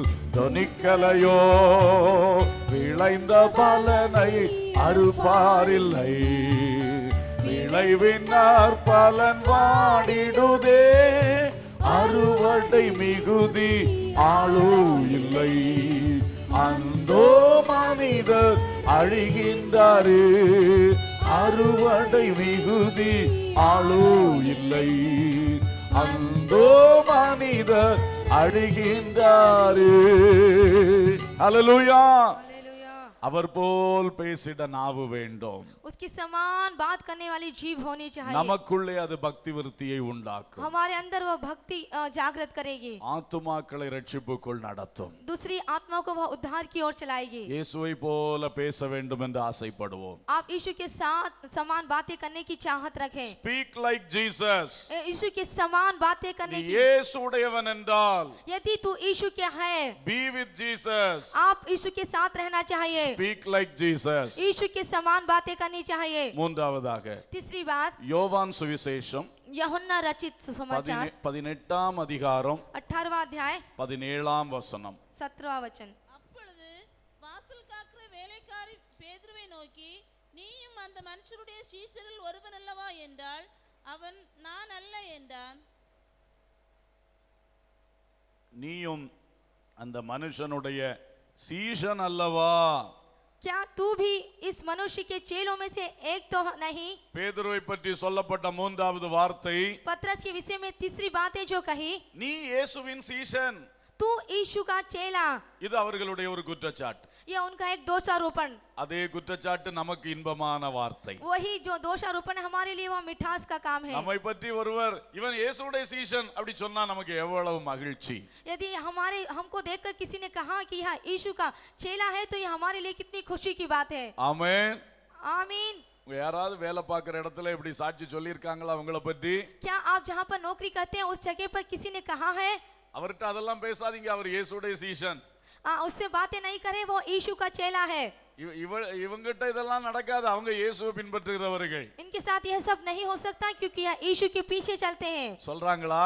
क्या ऐसा कहते हैं? ஒருவேளை அப்படி சொல்ல தெரியாட்டா இவங்க கிறிஸ்தவனாக்கும் அப்படியாவது சொல்றாங்களா? क्या हो सकता वैसा नहीं, यदि ये मसीह है ऐसा कहते हैं? இவங்க பெந்தேகோஸ்தாக்கும் இவங்கள்ட்ட இதெல்லாம் நடக்காது அப்படி சொல்லுகிறார்களா? क्या कहते हैं कि ये पेंटिकोस्ट है, इनके साथ ये नहीं हो सकता, क्या ऐसा कहते हैं? எல்லாம் இதே சாட்சி தான். यह सभी यही गवाही है. ஹalleluya. हालेलुया. இந்த சாட்சி நமக்கு வர வேண்டும். यह गवाही हमें मिलनी चाहिए. நீ இயேசுடைய சீஷன். तू यीशु का चेला है. இது ஒரு வெற்றியான சாட்சி. यह एक जय देने वाली गवाही. இன்றைக்கு அன்பானவர்களே, நாம் பல காரியங்களிலே ஈடுபடுகிறோம். हे प्रियो, हम इन दिनों बहुत से कार्यों में शामिल होते हैं. ஒவ்வொரு காரியங்களில் எப்படி நாம் செயல்படுகிறோம், हर एक कार्यों में हम किस तरह से उपयोग करते हैं, அந்த செயல்பாட்டில் தானே இந்த சாட்சி நமக்கு வர முடியும். उस हमारी सहभागिता ही या एक अच्छी गवाही को बता सकती है. சங்கீதம் 1 ஆண்டவர் இப்படி சொல்லி இருக்கிறார், भजन संहिता 1 में परमेश्वर ने इससे कहा, துன்மார்க்கருடைய ஆலோசனை நடக்க கூடாது, दुष्टों की सलाह पर नहीं चलना चाहिए, பாவிகளுடைய வழியில் நிற்க கூடாது, पापियों के मार्ग में खड़ा नहीं होना चाहिए, பரியாசக்காரர்கள் கூடும் இடத்தில் உட்கார கூடாது. ठट्टा करने वालों की मंडली में नहीं बैठना चाहिए. அப்ப இந்த ஐக்கியங்கள் எல்லாம் வந்தால் நாம் இயேசுவின் சீஷன் என்ற சாட்சி வராது. यदि हमारे अंदर यह सब भागिता है तो हमारे अंदर यीशु की गवाही नहीं आएगी. அதற்கு பதிலாக கர்த்தருடைய வேதத்தில் பிரியமா இருக்க வேண்டும். उससे दूसरी बात हम देखें तो हम परमेश्वर की वचनों पर प्रिय रहना चाहिए. இரவும் பகலும் அதில் தியானமா இருக்க வேண்டும். रात और दिन हम उसका ध्यान करना चाहिए. அப்பொழுது நிச்சயமாய் இந்த சாட்சி உருவாகும். उस समय निश्चित रूप से आपको यह गवाही मिलेगी. இன்றைக்கு நம்முடைய இருப்பிடம் ஏது? आज हमारे रहने का स्थान क्या है? நம்முடைய நடைமுறை என்ன? हमारा चाल ढाल क्या है? நாம் யாருடைய ஆலோசனைப்படி நடக்கிறோம்? हम किसकी सलाह के द्वारा चलते हैं? இதையெல்லாம் சிந்தித்து சரி செய்யுங்கள். इन सभी का विचार करें और अपने आप को सुधारें. ஒரு ரட்சிக்கப்படாத இயேசுவை அறியாத மனுஷனுடைய ஆலோசனைப்படி நடக்கலாமா? क्या एक जो उद्धार नहीं पाया, परमेश्वर का बेटा नहीं, उसकी सलाह पर आप चल रहे हैं? அது உலகத்தாருடைய ஆலோசனை. वह इस संसार की सलाह है. சிலவேளை வெற்றியும் கொடுக்கும், சிலவேளை தோல்வியும் கொடுக்கும். कुछ एक समय वो आपको सफलता देगी, कुछ आपको गिरा அதை देगी. நம்ப முடியாது. उनकी हम पर विश्वास नहीं कर सकते. உலக நடப்பின் அடிப்படையில் அவர்கள் ஆலோசனை சொல்லுவார்கள். वो जैसा उनका संसारिक ज्ञान है उसकी तरह वो सलाह देते हैं. அவர்களுடைய அனுபவத்தின்படி சொல்லுவார்கள். उनके जो अनुभव है उसके अनुसार कहते हैं. ஆனால் அதற்கு பதில் கர்த்தருடைய வேதத்தில் பிரியமாயிருந்த அதை வாசித்தால், यदि उसके बदले में आप परमेश्वर की व्यवस्था में वचनों में प्रिय रहे तो வசனத்திலிருந்து ஆலோசனை வரும். उन वचन के द्वारा आपको सलाह मिलेगी. அது தேவனுடைய ஆலோசனை. वही परमेश्वर की सलाह है. அது ஒருபொழுதும் தவறாய் போகாது. वो हरगिज गलत नहीं होगी. அந்த ஆலோசனை பின்பற்றுகிறவர்கள் ஒருபொழுதும் அழிந்து போக மாட்டார்கள். उस सलाह को यदि मानने वाले किसी प्रकार से वो हार नहीं मानेंगे. அவர்களுடைய வாழ்க்கை கன்மலையின் மேல் கட்டின வீட்டை போல நிலைத்திருக்கும். उनका जीवन चट्टान पर बनाए हुए मकान के समान होगा. இயேசு சொன்னார், என் வார்த்தைகளை கேட்டு அதன்படி செய்கிறவன் எவனோ, यीशु ने कहा कि जो मेरी बातों को सुनकर उसके अनुसार करने वाला, அவனை கன்மலையின் மேல் வீட்டை கட்டின புத்தியுள்ள மனுஷனுக்கு ஒப்பிடுவேன். वह उस व्यक्ति के समान है जिसने अपना घर चट्टान पर बनाया. இன்றைக்கு நம்முடைய வாழ்க்கை அப்பேற்பட்ட சாட்சி பெற வேண்டும். आज हमारा जीवन इस तरह से गवाही को लाना चाहिए. இவர்கள் கிறிஸ்துவுடைய பிள்ளைகள், यह एक मसीह का व्यक्ति है, கிறிஸ்துவின் சீஷர்கள். यह मसीह का चेला है. அது நம்முடைய வாழ்க்கையில் வரட்டும். यह हमारे जीवन में आनी चाहिए. அல்லேலூயா. हालेलुया. நாம் ஒவ்வொரு காரியங்களை செய்கிற வழிமுறைமைகள் என்ன என்பதை யோசியுங்கள். जो भी कार्य करते हैं उसका तरीका क्या है? உலகத்தார் செய்யறது போலெல்லாம் நம்ம செய்ய முடியாது. जिस तरह संसार करते हैं संसार के लोग करते हैं उसी तरह हम नहीं कर सकते. அப்படி செய்தால் நமக்கு சாட்சி வராது. यदि हम वैसा करें तो हमें गवाही नहीं आएगी. நாம் கர்த்தருடைய வேதத்தின் வழியில் நடக்க வேண்டும். हमें परमेश्वर की वचन के रास्ते पर चलना चाहिए. பாவிகளுடைய வழியில் நடக்க கூடாது. पापियों की मार्ग पर नहीं. அது எல்லாரும் இப்படி தான் செய்றாங்க, அதனால நானும் செய்றேன்னு சொல்லக்கூடாது. ऐसा ना कहे कि सब लोग ऐसा करते हैं इसलिए मैं भी कर रहा हूँ. தேவன் இப்படி சொல்லி இருக்கிறார், அதனால நான் அப்படி செய்கிறேன். அதுதான் நம்முடைய சாட்சியா இருக்கு. परमेश्वर ने ऐसा कहा इसलिए मैं कर रहा हूँ, यही हमारी गवाही होना चाहिए. அப்பொழுதுதான் நாம் இயேசுவின் சீடர்கள் என்ற சாட்சி பெற முடியும். उस समय हम यीशु के चेले हैं, ये गवाही हमको मिलेगी. இயேசு ஒரு நாள் சொல்லுவார், यीशु एक दिन कहेंगे, இவன் தன்னுடைய வேலையிலே என்னை உத்தமமாய் பின்பற்றினான். इसने अपने कामों में खराई हृदय से मेरे पीछे चला. இவள் தன்னுடைய வீட்டிலே என்னை உத்தமமாய் பின்பற்றினாள். ये अपने घर में भी खरे हृदय से मेरे पीछे चला. இவன் சபையிலே என்னை உத்தமமாய் பின்பற்றினான். यह मंडली में भी मेरे पीछे खरे मन से चला. அந்த மாதிரி சாட்சி நமக்கு வர வேண்டும். इस तरह की गवाही हमें आनी चाहिए. அன்பானவர்களே, இன்றைக்கு நாம் ஒவ்வொரு காரியங்களை செய்கிற அந்த முறைமைகளை கவனியுங்கள். हे प्रियो, आज हम जो हर एक दिन कार्य करते हैं उनका तरीका हमें ध्यान देना चाहिए। எங்க முன்னோர்கள் இப்படித்தான் செஞ்சாங்கன்னு நீங்களும் அதை செய்யாதீங்க. हमारे बुजुर्गों ने ऐसा किया, इस तरह से आप ना करें। எல்லாத்துலயும் பைபிள் என்ன சொல்லுதுன்னு கவனிக்கணும். और सभी में बाइबल क्या कहती है आपको ध्यान देना चाहिए। தேவனுடைய சித்தம் வேத புஸ்தகத்தில் எழுதி தரப்பட்டிருக்கிறது. परमेश्वर की जो इच्छा है वो इस वचनों में दे रखी है। அதை பின்பற்றி நடந்தால் நாம் இயேசுவின் சீஷர்களாய் இருப்போம். यदि हम उसको पीछे चले तो हम यीशु के चेले हैं। அல்லேலூயா, हालेलुया, அல்லேலூயா. हालेलुया। இன்னைக்கு இதில் இருக்கிற தவறுகள் சரி பண்ண முயற்சிப்போம்.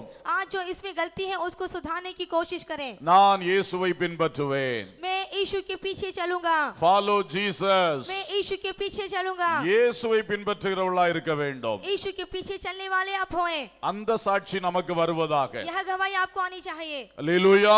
हालेलुया। இயேசுவின் பின்னே போகத் துணிந்தேன். இயேசுவின் பின்னே போகத் துணிந்தேன். இயேசுவின் பின்னே போகத் துணிந்தேன். பின்னோக்கே நான், பின்னோக்கே நான், பின்னோக்கே நான், பின்னோக்கே நான். சிலுவை என் முன்னே, உலகம் என் பின்னே. சிலுவை என் முன்னே, உலகம் என் பின்னே. சிலுவை என் முன்னே, உலகம் என் பின்னே. பின்னோக்கே நான், பின்னோக்கே நான், பின்னோக்கே நான், பின்னோக்கே நான். இயேசுவின் பின்னே போகத் துணிந்தேன். இயேசுவின் பின்னே போகத் துணிந்தேன். இயேசுவின் பின்னே போகத் துணிந்தேன். பின்னோக்கே நான், பின்னோக்கே நான், பின்னோக்கே நான், பின்னோக்கே நான். அல்லேலூயா. இயேசுவின் பின்னே போக துணிந்தவர்கள் தான் இயேசுவின் சீஷர்கள். जो यीशु के पीछे चलते हैं वही यीशु के चेले हैं। இப்படி செய்தா அப்படி ஆயிடுமா இப்படி ஆயிடுமா என்பது நம்முடைய பிரச்சனை அல்ல. और यदि मैं ऐसा करूं तो यह हो जाएगा या वो हो जाएगा, यह हमारी समस्या नहीं। இயேசு இப்படி தான் சொல்லி இருக்கிறார், இப்படி தான் செய்வேன். यीशु ने इस तरह से कहा है, मैं इस तरह से ही करूंगा। அதனால என்ன வந்தாலும் அதை பற்றி எனக்கு பிரச்சனை இல்ல. और यदि उसके कारण कुछ भी आ जाए तो उसके प्रति मुझे कोई परवाह नहीं। ஒருவேளை இந்த காரியத்தில் இயேசு சொன்னது போல் செய்தால், यदि इस प्रभु ने जैसे कहा उसके लिए इस कार्य में करूं, எனக்கு வேலை பறி போய்விடும், मेरा जो नौकरी है वो जाता रहेगा, பதவி உயர்வு கிடைக்காது, जो मेरा पद की उन्नति नहीं मिलेगी, அதை பற்றி நான் கவலைப்பட மாட்டேன். उसके प्रति मैं चिंता नहीं करूंगा। இயேசுவை நான் பின்பற்ற வேண்டும். यीशु के पीछे हमें चलना है। அதுதான் சீஷனுடைய குணலட்சணம். वही है चेलों का अच्छा गुण। அல்லேலூயா. हालेलुया। ரிசல்ட் ஓரியன்டட் லைஃப் அல்ல. जो आपका रिजल्ट आता है वही आपका जीवन का निर्णय नहीं। அதாவது உலக பிரகாரமான உலக பொருளுடைய ரிசல்ட் ஓரியன்டட் லைஃப் அல்ல. जिस तरह से संसार हमें निर्णय लेता है वैसा नहीं। நம்முடைய ரிசல்ட் எல்லாம் பரலோக எதிர்பார்ப்பு. हमें जो रिजल्ट देता है वो जो स्वर्ग अंदाजा लग रहा है वो। அல்லேலூயா. हालेलुया। எனவே அன்பான தேவ பிள்ளைகளே, इसलिए है प्रिय परमेश्वर के लोगों, இயேசுவை பின்பற்றுவதில் உறுதியாய் இருக்க வேண்டும். यीशु के पीछे चलने का आप दृढ़ निश्चय कीजिए। அதனால தலை போனாலும் பரவாயில்லை, यदि उसके द्वारा आपको ढकाएं तो भी नहीं गिरे। நமக்கு நித்திய ஜீவன் உண்டு, हमें अनंत जीवन मिलेगा, ஜீவ கிரீடம் உண்டு. और जीवन का मुकुट है, அதல்லவோ மகிமை. वो नहीं है क्या महिमा? உலகத்துல தலையை காப்பாத்திட்டு போற நரகத்துல போய் கிடக்கிறது மகிமையா? क्या संसार में सर को दिखाना और फिर उसके बाद नरक को जाना यह काफी है? தலையே இழந்தாயிலும் பரலோகம் செல்வதுதான் மகிமை. आपका सर भी कट जाए तो भी आपको स्वर्ग जाना यही महिमा है। அல்லேலூயா. हालेलुया। அதுதான் சீஷனுடைய உறுதி. यही है चेलों का निर्णय। பிரச்சனைகளை கண்டு துவண்டு போகிறவன் சீஷன் அல்ல. जो समस्या को देखकर थक जाते हैं वो चेले नहीं। பணத்தின் மேல் கவர்ச்சியாகி போகிறவன் சீஷன் அல்ல. जो धन को देखकर उस पर आकर्षित होते हैं वो चेले नहीं। பொருள் சொத்து அது இதுன்னு உலக பொருள் மேல் ஆசை வைத்து செல்லுகிறவன் சீஷன் அல்ல. धन को जमीन को रखते हुए जो पीछे जाते हैं वो यीशु के चेले नहीं। அவைகளை எல்லாம் விட்டு இயேசுவை பின்பற்றுகிறவன் தான் சீஷன். उन सभी को छोड़कर जो यीशु के पीछे चलते हैं वो ही चेले हैं। மனது எந்த உலக பொருளிலும் ஒட்டாமல் அவைகளை விட்டு விலகுவோம். आपको मन में किसी प्रकार की जगह न देकर उसको छोड़ना चाहिए। இயேசுவோடு அதிக பற்றுதல் உள்ளவர்களாய் மாறுவோம். आप यीशु के साथ अधिक तरह से बने रहने वाले बने। பணம் அல்ல இயேசு என்று சொல்லுவோம், धन नहीं यीशु आप कहें, ஐஸ்வர்யம் அல்ல இயேசு என்று சொல்லுவோம், और संपत्ति नहीं यीशु ऐसा कहें, உலக பதவி பேர் புகழ் அல்ல இயேசு என்று சொல்லுவோம். और संसार में अच्छी पदवी या अच्छा नाम वो नहीं, यीशु हमें चाहिए। உலகத்தில் எனக்கு தரப்பட்ட ஜீவன் அல்ல, இயேசு முக்கியம் என்று சொல்லுவோம். संसार में जो मुझे दे रखा जीवन, जीवन नहीं, यीशु मुझे चाहिए। கிறிஸ்து எனக்கு ஜீவன், यीशु मेरे लिए जीवन है சாவும் எனக்கு ஆதாயமே. और मर जाना मेरे लिए लाभ है। எத்தனை பேர் அந்த சீஷரின் அனுபவத்தில் வாழுகிறீர்கள்? कितने लोग उस चेले के अनुभव में जी रहे हैं? ஆமென். आमीन। உலகத்துக்காக இயேசுவை பின்பற்றுகிறவர்கள் எத்தனை பேர் இந்த கூட்டத்தில் உட்கார்ந்து இருக்கிறீர்கள்? कितने लोग संसार के लिए जीने के लिए इस मंडली में हैं? உலகத்தோடு அந்த பிரதிபலன்கள் முடிந்து போகும். संसार के साथ वो जो प्रतिफल हमें मिलेगा वो खत्म हो जाएगा। ஆனால் இயேசுவுக்காக வேண்டி இயேசுவை பின்பற்றினவர்கள் எத்தனை பேர் உண்டு? लेकिन यीशु के चाहिए और यीशु के पीछे चलने वाले कितने लोग हैं? நீங்கள் தான் இயேசுவோடு ஆகாயத்தில் நிற்பீர்கள். आप ही यीशु के साथ उस मध्य आकाश में खड़े होंगे। நீங்கள் தான் இயேசுவோடு ஒலிவ மலையில் வந்து இறங்குவீர்கள். उस जैतून के पहाड़ पर आप ही खड़े होंगे। நீங்கள் தான் இயேசுவோடு புதிய எருசலேமில் காலாகாலம் வாழுவீர்கள். आप ही प्रभु यीशु के साथ उस नए यरूशलेम में सदा के लिए जीवन जिएंगे। அதுதான் சீஷர்கள். वही है चेले। அல்லேலூயா. हालेलुया। நான் சீஷனாக வேண்டும். हमें चेले होना चाहिए। உலகத்தில் எதை இழந்தாயிலும் நான் இயேசுவின் சீஷனாக வேண்டும். और यदि हम संसार में कुछ भी खो जाए तो भी हमें चेला होना चाहिए। அந்த துடிதுடிப்பு எல்லா மக்களுக்குள் ஆவியானவர் தருவாராக. वो धड़कन आपके अंदर पवित्र आत्मा देने पाए। ஹalleluya. हालेलुया। ஹalleluya. हालेलुया। கரங்களை தட்டி கர்த்தரை மகிமைப்படுத்துவோம். கடைசியாக अंतिम में யோவான் 18ஆம் அதிகாரம் यूहन्ना उसका 18वां अध्याय 26ஆம் வசனம். उसका 26वां वचन। பிரதான ஆசாரியருடைய வேலைக்காரரில் பேதுரு காதர வெட்டினவனுக்கு இனத்தானாகிய ஒருவன் அவனை நோக்கி, நான் உன்னை அவனுடனே கூட தோட்டத்திலே காணவில்லையா என்றான். கர்த்தருக்கு ஸ்தோத்திரம். प्रभु की महिमा हो। உன்னை அவனுடனே கூட காணவில்லையா? क्या मैंने उसके साथ तुझे ना देखा था? தோட்டத்திலே காணவில்லையா? क्या उस बाग में नहीं देखा था? இது அடுத்த குற்றச்சாட்டு. यह अगला दोष आरोपण। இந்த குற்றச்சாட்டு வைக்கிறவன் யாராம்? यह जो दोष लगाता है वो कौन है? பேதுரு ஒரு ஆளை காதர வெட்டினார்ல, पतरस ने एक व्यक्ति का कान काटा था। மல்குஸ். மல்குசுடைய சொந்தக்காரனா. ये जो मलकुस का संबंधी இவன் வந்து சொல்றான், या आकर कहता है, இவனோ இவளோ வந்து சொல்றாப்ல, हो सकता है वह या वो, உன்னை நான் அவனோடு கூட தோட்டத்தில் காணவில்லையா? क्या तुझे मैंने उसके साथ उस बाग में नहीं देखा? அல்லேலூயா. हालेलुया। தன் சொந்தக்காரனை வெட்டினதை பார்த்தானோ என்னமோ தெரியல, क्या उसने उस सगे को काटते हुए नहीं देखा? வந்து சொல்லுகிறான், உன்னை அவனோடு தோட்டத்தில் பார்த்தேன். वो आकर कहता है कि मैंने तुझे उसके साथ बारी में देखा था। அவனோடு அவன் சொல்றது இயேசுவை. और उसके साथ मतलब यीशु के साथ, உன்னை இயேசுவோடு தோட்டத்தில் நான் பார்த்தேன். तुझे यीशु के साथ मैंने उस बारी में देखा। அல்லேலூயா. हालेलुया। இது என்ன அழகான சாட்சி நமக்கு. क्या ही सुंदर गवाही है। உன்னை இயேசுவோடு நான் இன்ன காரியத்தில் கண்டேன். तुझ में मैंने यीशु के साथ देखा। உன்னை இயேசுவோடு இந்த அனுபவத்தில் கண்டேன். तुझ में मैंने यीशु के साथ इस अनुभव में देखा। அப்ப இது சில அனுபவங்களில் இயேசுவை வெளிப்படுத்துகிற காரியம். हमारे जीवन के कुछ अनुभव यीशु को प्रकट करते हैं। ஆவிக்குரிய நமக்கு நன்றாய் தெரியும். आत्मिक बातें हम अच्छी तरह से जानते हैं। கெத்செமனே என்று சொல்லுவது கடினமான ஜெபத்தை காட்டுகிறது. जो गत्समने का समय कहते हैं वो प्रार्थना करने का एक बहुत कठोर परिश्रम। ஆழமான ஜெபம் அர்ப்பணிப்பின் ஜெபத்தை காட்டுகிறது. वो गहराई से की जाने वाली प्रार्थना, समर्पण से की जाने वाली प्रार्थना को बताती है। அவருடைய வியர்வை ரத்தமாய் வரக்கூடிய அளவுக்கு போராடி ஜெபித்த ஜெபத்தை காட்டுகிறது. वो ये बताती है कि उसको जब पसीना था वो लहू की बड़ी बड़ी बूंदों के समान गिरने पाए। அப்ப இங்கே உன்னை இயேசுவோடு தோட்டத்தில் கண்டேன் என்று சொன்னால், यहाँ पर उसने कहा कि तुझे मैंने यीशु के साथ बारी में देखा। உன்னை உன் ஜெப வாழ்க்கையில் நீ இயேசுவோடு இருப்பதை கண்டேன் என்று तुझे அர்த்தம். प्रार्थना के जीवन में यीशु के साथ खड़ा हुआ देखा। அல்லேலூயா. हालेलुया। நம்முடைய ஜெப வாழ்க்கை குறித்து ஒரு சாட்சி வரட்டும். हमारे जो प्रार्थना का जीवन है उसके प्रति गवाही आनी चाहिए। இயேசுவை போல ஜெபிக்கிறார்கள், यीशु के समान प्रार्थना करते हैं, நல்லா ஜெபிக்கிறார்கள், अच्छी प्रार्थना करते हैं, உண்மையா ஜெபிக்கிறார்கள், सच्चाई से प्रार्थना करते हैं போராடி ஜெபிக்கிறார்கள். और संघर्ष करते हैं।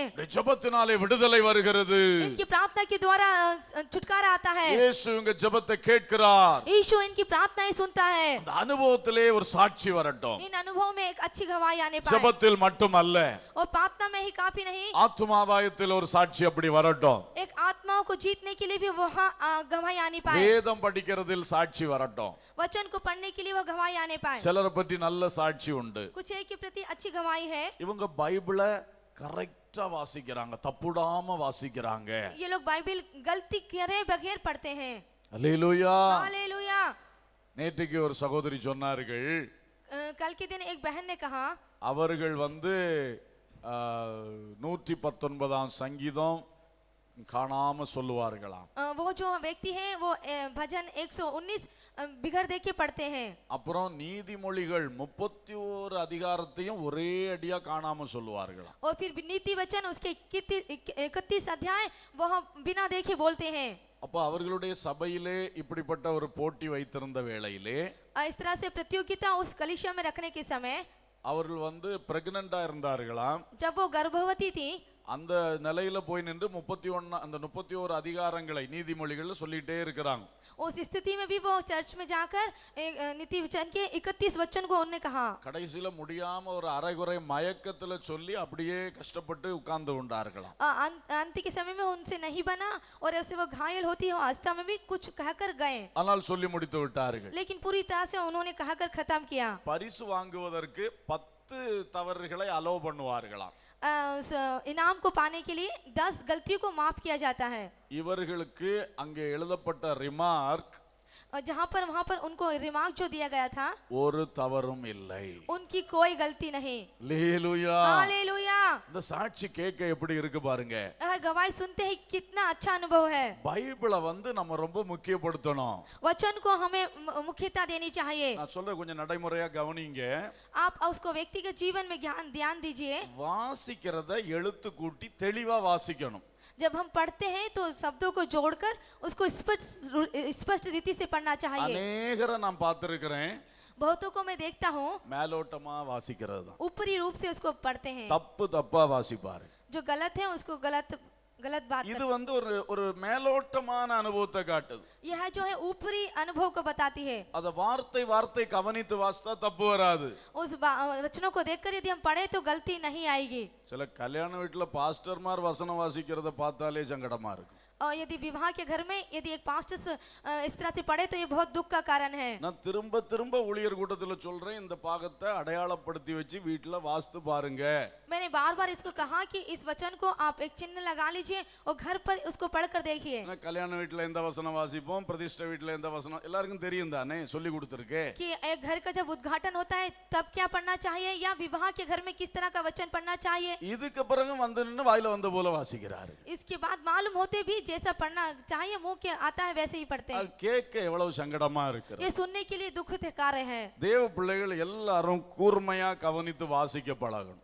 जो परमेश्वर के बच्चे हैं वो अच्छी तरह ध्यान देकर उसे पढ़ना चाहिए। இன்னும் ஒன்று அடிக்கடி நான் சொல்லுகிறேன், एक और बात मैं जो बार-बार कहता हूँ, நீங்க வாசிக்கிறது உங்க காதுல கேட்கிற அளவு வாயை திறந்து வாசிக்கணும். जो भी आप पढ़ते हैं आपको सुन सके, आपके उस तरह से आपको बातें करना चाहिए, அப்பதான் அதுல திருத்தம் வரும். तभी आप उसमें सही अंदाजा लगा पाएंगे। மௌன வாசிப்பு சரி வராது. आप उसको मौन रहकर या शांत रहकर पढ़े नहीं, தெளிவா வாசிக்கணும். उसको स्पष्ट रीति से पढ़े। அந்த கமா போட்டிருக்க இடத்துல எல்லாம் நிறுத்தி வாசிக்கணும். जहाँ पर कॉमा दिया रखा है वहाँ पर रुक कर पढ़े। செமிகோலன் போட்டிருக்க இடத்துல டக்குன்னு சரியா நிறுத்தி வாசிக்கணும். जहाँ पर सेमीकोल दे रखा है वहाँ पर भी थोड़ा रुक कर और फिर से बातें कीजिए। ஃபுல் ஸ்டாப் போட்டிருக்க இடத்துல நிறுத்தி ஒரு மூச்சு வாங்கிட்டு அடுத்து போகணும். जहाँ पर फुल स्टॉप दे रखा है वहाँ पर भी खत्म करके फिर से आरंभ करें। இப்படி நிதானமா தெளிவா வாசித்தா அந்த வார்த்தைகள் நல்ல முறையில் நம்முடைய இருதயத்தில் பதியும். इस तरह से विवेक के साथ और स्पष्ट यदि पढ़े तो आपके हृदय में वो जम जाएगा। இன்னும் ஒன்று, முடிந்த அளவு மனப்பாடம் செய்ய வேண்டும். और हो सके तो आपको उसको याद करना चाहिए। அந்த மனப்பாடம் செய்யறது எனக்கு இனி வராதுன்னு சொல்லக்கூடாது. ये जो याद करना है मुझे नहीं हो सकता ऐसा ना कहे। நம்முடைய மூளைய ட்ரைனிங் கொடுத்தா மூளை வேலை செய்யும்.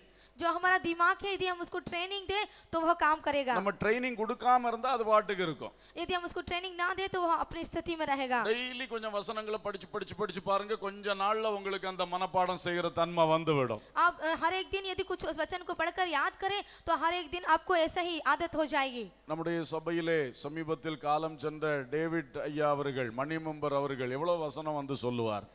जो कुछ ही समय पहले जो प्रभु में सो गए मनी मुंबर दादाजी वो वचन को बहुत अच्छी तरह से पढ़ते थे। அவர் சின்ன வயசுலயே வாலிபத்திலே அப்படி வசனம் சொல்லிக்கிட்டே இருந்தாரா? क्या वो अपनी छोटी अवस्था में या जवानी अवस्था में उन्होंने पढ़ा था? வசனத்துக்கும் அவருக்கும் சம்பந்தம் இல்லாத வாழ்க்கை தான் செஞ்சுக்கிட்டு இருந்தார். उनने उन अवस्था में वचन का और उनका कोई संबंध नहीं था। ஆனா வயதான காலத்துல தான் இப்படி வசனம் படிச்சு சொல்ல ஆரம்பிக்கிறார். लेकिन जब वो बुजुर्ग हुए तभी उन्होंने इस तरह से वचन को पढ़ा। அப்ப அவ்வளவு வயசான பிறகு அவருடைய மூளை எப்படி நல்லா அதுக்கு ஒத்துழைத்தது அல்லவா? किस तरह से वो बुजुर्ग अवस्था में उसका दिमाग काम दिया। அப்ப நம்முடைய தவறு தான் இது.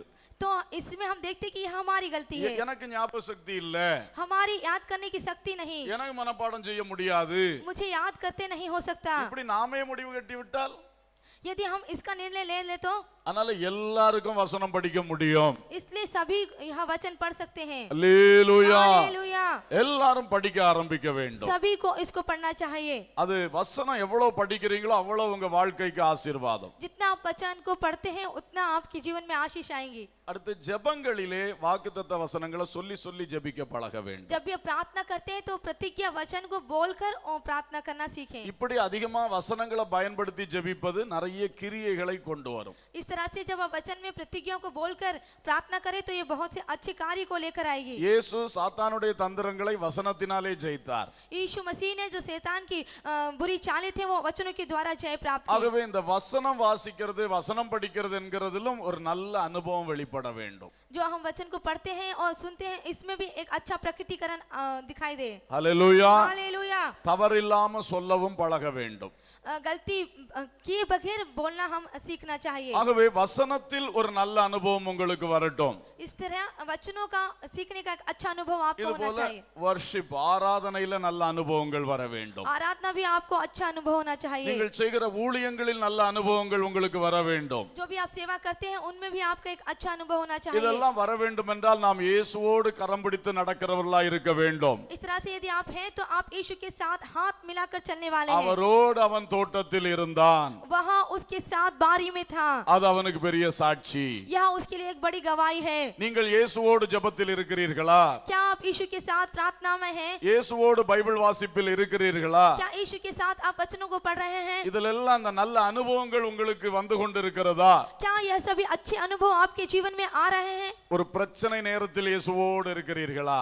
क्या केवल समस्या के समान यीशु के साथ समस्या के समय यीशु के साथ हैं? வெற்றியின் நேரத்தில் இயேசுவோடு இருக்கிறீர்களா? क्या सफलता के समय यीशु के साथ हैं? எல்லாவற்றிலும் அந்த இயேசுவோடு உள்ள அனுபவத்தில் பழக வேண்டும். सभी अनुभव में यीशु के साथ चलना सीखें। இது நம்முடைய வாழ்க்கையை இன்னும் உயர்வான நிலைக்கு கொண்டு செல்லும். यह हमारे जीवन की और भी उन्नति को करेगा। கர்த்தர் நமக்கு கிருபை செய்வாராக. परमेश्वर हमको अनुग्रह दे। இங்கே இயேசு பிதாவின் சித்தத்தை எப்படி ஏற்றுக்கொண்டார்? यहाँ पर यीशु ने पिता की इच्छा को कैसे ग्रहण किया? பயங்கரமான ஒரு பாடுகளின் பாத்திரம் அவருக்கு கொடுக்கப்பட்டது. बहुत ही दुखों को उसको दिया गया। அதை கெத்செமனே தோட்டத்தில் அவர் ஏற்றுக்கொண்டார். गत्सेमने के बारी में बगीचे में उसने उसको ग्रहण कर लिया। தேவ சித்தத்தை ஏற்றுக்கொள்ளும் அனுபவத்தில் நாம் இயேசுவோடு இருக்கிறோமா? क्या हम यीशु की इच्छा को पूरी करने यीशु के साथ हैं? தேவ சித்தத்தை ஏற்றுக்கொள்ளுவோம். यीशु की इच्छा को आप ग्रहण करें। அது ஒரு நல்ல அனுபவம். वही एक अच्छा अनुभव है। அடுத்ததாக இயேசு மற்றவருடைய பாவ சுமையை தன்மேல் ஏற்றுக்கொண்டார். दूसरी बात यीशु मसीह ने दूसरों के पापों को अपने ऊपर उठा लिया। இந்த அனுபவத்தில் நாம் இயேசுவோடு இருக்கிறோமா? क्या इन अनुभव में हम यीशु के साथ हैं? நம்முடைய பாரங்களை நாம் சுமக்கிறோம். हम अपने ही भार को उठा रहे हैं। அடுத்தவர்களுடைய கஷ்டத்தை பார்த்து அந்த பாரத்தை சுமந்து ஜெபிக்கக்கூடிய அனுபவம் இருக்கிறதா? क्या दूसरों के भारों को उठाकर उनके लिए प्रार्थना करने का अनुभव हमारे पास है? கஷ்டப்படுகிற மற்றவர்களை பார்த்தோன்னே நமக்கு மனபாரம் வருகிறதா? क्या जो दुखित हैं उनके अंदर देखकर हमें अंदर बोझ आता है? அந்த பாரத்தோடு நம்ம ஜெபம் பண்றோமா? क्या उस बोझ के साथ हम प्रार्थना कर रहे हैं? இதெல்லாம் இயேசு கெத்செமனேயில் அவருக்கு உண்டான அனுபவங்கள். यह सभी यीशु को गत्सेमने के बीच मिले हुए अनुभव। இந்த அனுபவங்களில் நாம் இயேசுவோடு இருக்கிறோமா? क्या इन अनुभव में हम यीशु के साथ हैं? இப்படியே சொல்லி கொண்டு போகலாம். हम ऐसा ही कहते जाएं। 4 காரியங்கள் நான் உங்களுக்கு சொன்னேன். मैंने 4 कार्यों को कहा। இயேசுவுடன் இருக்கிறவர்கள், यीशु के साथ रहने वाले, being with Jesus, यीशु के साथ रहने वाले, இயேசுவை போல் பேசுகிறவர்கள், यीशु के समान बातें करने वाले, speaking like Jesus, यीशु के समान बातें करने वाले, இயேசுவின் சீஷர்கள் அல்லது அவரை பின்பற்றுகிறவர்கள், यीशु के पीछे चलने वाले और उसके चेले, following Jesus, यीशु के पीछे चलने वाले, இயேசுவோடு எல்லா அனுபவங்களில் இயேசுவோடு அந்த அனுபவங்களில் வாழுகிறவர்கள், यीशु के साथ उन अनुभव में जीवन चलने वाले, yearning experiences like Jesus. यीशु के साथ उन अनुभव में चलने वाले। அல்லேலூயா. हालेलुया। இந்த 4 அனுபவங்களில் நல்ல சாட்சி நமக்கு வர வேண்டும். इन 4 कार्यों में हमें भी एक अच्छी गवाही मिलनी चाहिए। இயேசுவோடு நடக்க வேண்டும். यीशु के साथ चलना चाहिए। அப்பொழுது இந்த 4 சாட்சிகளும் நமக்கு வரும். उस समय ये 4 गवाही हमें मिलेगी। ஜெபமனோமா? हम प्रार्थना करेंगे। எல்லாரும் கண்களை மூடி ஜெபிக்கலாம். आंखें बंद कीजिए और प्रार्थना कीजिए। முழங்கால் படியிடுவோம். घुटने टेके। இந்த 4 காரியங்களை நான் உங்களுக்கு நினைப்பூட்ட போகிறேன். इन 4 कार्यों को मैं फिर से आपको याद दिलाना चाहता हूँ। எல்லாரும் இயேசுவை நோக்கி ஜெபம் பண்ண सभी வேண்டும். यीशु को देखें और प्रार्थना करें। இந்த 4 அனுபவங்களையும் பெற்றுக்கொள்ள इन வேண்டும். 4 अनुभव को हम प्राप्त करें। எல்லாரும் ஜெபிக்க ஆயத்தமாவோம். सभी प्रार्थना के लिए तैयार रहे। முழு கவனத்தை கர்த்தருக்கு நேராய் திருப்புவோம். आपका पूरा ध्यान परमेश्वर की ओर रहे। கர்த்தரோடு இசைந்தே நடந்தேன், கிருபை சமாதானம் இந்தார். கர்த்தரோடு இசைந்தே நடந்தேன், கிருபை சமாதானம் இந்தார். நானும் பிழைத்ததால் விரும்பி என்னை அணைத்தார். விசுவாசத்தால் நானோ பிழைத்ததால் விரும்பி என்னை அணைத்தார். எனக்கு இனி பயமே, எந்தன் இயேசு என் துணையே. என் துன்ப நேரத்திலே இயேசுவே என்னோடு இருப்பார். என் துன்ப நேரத்திலே இயேசுவே என்னோடு இருப்பார். கர்த்தரோடு இசைந்தே நடந்தே, கிருபை சமாதானம் இந்தார். பாடும் பொழுது ஆசையோடு, அப்பா நான் உம்மோடு கரம் பிடித்து நடக்க வேண்டும், இந்த அருமையான சாட்சிகள் என் வாழ்க்கை பெற வேண்டும். விசுவாசத்தால் நானும் பிழைத்ததால் விரும்பி என்னை அணைத்தார். விசுவாசத்தால் நானும் பிழைத்ததால் விரும்பி என்னை அணைத்தார். எனக்கு இனி பயமே, எந்தன் இயேசு என் துணையே. நான் இயேசுவோடு நடப்பேன், அவரே என் துணை. வாழ்க்கையின் எந்த சூழ்நிலைக்கும் பயப்படாமல் என் இயேசுவுக்கு சீடனாய் அவரை உத்தமமாக நான் பின்பற்றுவேன். அவரோடு இருப்பேன், அவரை போல பேசுவேன். அவருக்கு சீஷனாய் அவரை இங்கும் அங்கும் விலகி போகாமல் நான் பின்பற்றுவேன். ஆமென். இயேசுவோடு நல்ல அனுபவங்களை பெற்று இயேசுவை போல நான் வளருவேன். ஆமென். இயேசுவே, கர்த்தரோடு இசைந்து நடக்கிற அந்த ஆவிக்குரிய நல்ல அனுபவத்தை எல்லாருக்கும் தாரும் ஆண்டவரே. இன்றைக்கு அதற்குரிய அறிவை எங்களுக்கு தாரும், அதற்குரிய உணர்வை எங்களுக்கு தாரும், அதற்குரிய ஆசை எங்களுக்கு தாரும், அதற்குரிய தடைகளை, அதற்கு இருக்கிற தடைகளை இப்பொழுது மாற்றும். ஆமென். எல்லாரும் ஜெபிக்க ஆரம்பிப்போம். உண்மையாக ஆமென் போராடி ஜெபிக்கணும். இந்த அனுபவத்துக்காக சாதாரண ஜெபம் போதாது. ஒவ்வொருத்தரும் வாய் திறந்து ஜெபம் பண்ணுங்க. ஒவ்வொருத்தரும் ஜெபம் பண்ணுங்க. ஆண்டவரே, நான் உம்மை போல மாற வேண்டும் அப்பா, உம்மோடு கூட இருக்க வேண்டும் அப்பா. அந்த முதல் பாயிண்ட்க்கா எல்லாரும் ஜெபம் பண்ணுங்க. இயேசுவே, நான் உம்மோடு இருக்கணும். வாய் திறந்து சொல்லுங்க, வாய் திறந்து சொல்லுங்க. உங்க ஆசை, உங்கள் விருப்பம் ஜெபமாய் மாறும் பொழுது கர்த்தர் அதை ரொம்ப விரும்புகிறார். எதுக்கோ ஜெபம் பண்றோம், உலக காரியத்துக்கு ஜெபம் பண்றோம். இன்னைக்கு இதுக்காக எல்லாரும் போராடி ஜெபம் பண்ணீங்கன்னா நிச்சயம் ஆண்டவர் உங்களை அணைத்துக் கொள்வார். இந்த அனுபவத்தை உங்களுக்கு கட்டாயம் தருவார். முழங்கால நின்று போராட தொடங்குங்கள். எல்லாரும் போராடி ஜெபம் பண்ணுங்க. இயேசுவே, நான் உம்மோடு இருக்க வேண்டும், உம்மோடு இருக்க வேண்டும். 24 மணி நேரத்திலே அதிக நேரம் நான் இயேசுவோடு இருக்க வேண்டும். சொல்லுங்க, சொல்லுங்க, சொல்லுங்க. ஆண்டவர்ட்ட கேளுங்க. ஆண்டவரே என் ஜெப வாழ்க்கையின் நேரம் பெருகணும், என்னுடைய வேத வாசிப்பு பெருகணும், ஆவியின் அபிஷேகத்தில் நான் ஆராதிக்கிற அனுபவங்கள் பெருகணும், ஆராதனைக்கு நான் குறித்த நேரத்தில் ஓடி வர வேண்டும், அடிக்கடி சர்ச்சுக்கு நான் வர வேண்டும், இயேசுவுக்காக சில ஊழியங்களை நான் செய்ய வேண்டும். சொல்லுங்க சொல்லுங்க. சிலர் தான் நல்லா சொல்லி ஜெபிக்கிறீங்க, மற்றவங்க அவ்வளவு சரியாக சொல்லல, லேசா எடுத்துக்கொள்ளுகிறீங்க. தயவு செய்து எல்லாரும் போராடி ஜெபம் பண்ணுங்க. ஹல்லேலூயா ஹல்லேலூயா ஹல்லேலூயா. ஆண்டவரே உடைய பிள்ளைகள் உள்ளத்தின் ஆழத்திலிருந்து உண்மையா இந்த வசனத்தை கேட்டு உம்மிடத்தில் ஜெபிக்கும் பொழுது நிச்சயம் தேவன் அந்த கிருபையை ஊற்றுவீராக, தேவன் அந்த கிருபையை ஊற்றுவீராக. ஹல்லேலூயா ஹல்லேலூயா. இயேசுவோடு இருக்கிற கூட்டமாய் எங்களை மாற்றும். ஒரு நாள் அதிக நேரம் நாங்கள் இயேசுவோடு இருக்கணும், கிடைக்கிற நேரம் நாங்கள் இயேசுவோடு இருக்கணும். இயேசுவோடு இருப்பதில் ஒரு சாட்சி பெறுகிறவர்களாய் ஒவ்வொருவரையும் மாற்றும் அப்பா. இப்பொழுது எங்கள் வார்த்தைகளுக்காக ஜெபிக்கிறோம். உன் பேச்சு உன்னை வெளிப்படுத்துகிறது, நீ அவனோடு இருந்தவன் என்று பேதுருவுக்கு சொன்னாங்களே ஆண்டவரே, அதுபோல உன் பேச்சு நல்லா இருக்குதே, நீ எங்கிருந்து இதை படிச்ச என்று அவர்கள் எங்கள்கிட்ட கேட்கட்டும் ஆண்டவரே.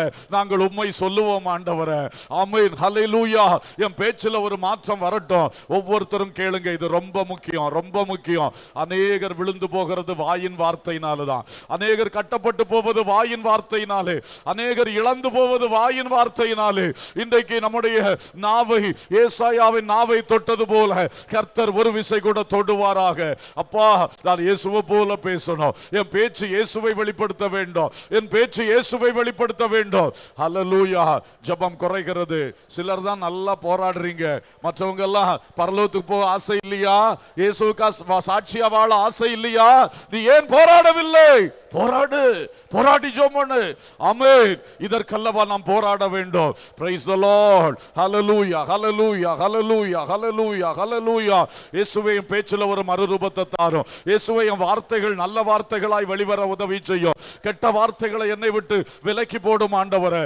இதோ நான் அதற்காக என் உள்ளத்தை உமது கரத்தில் தருகிறேன் அப்பா.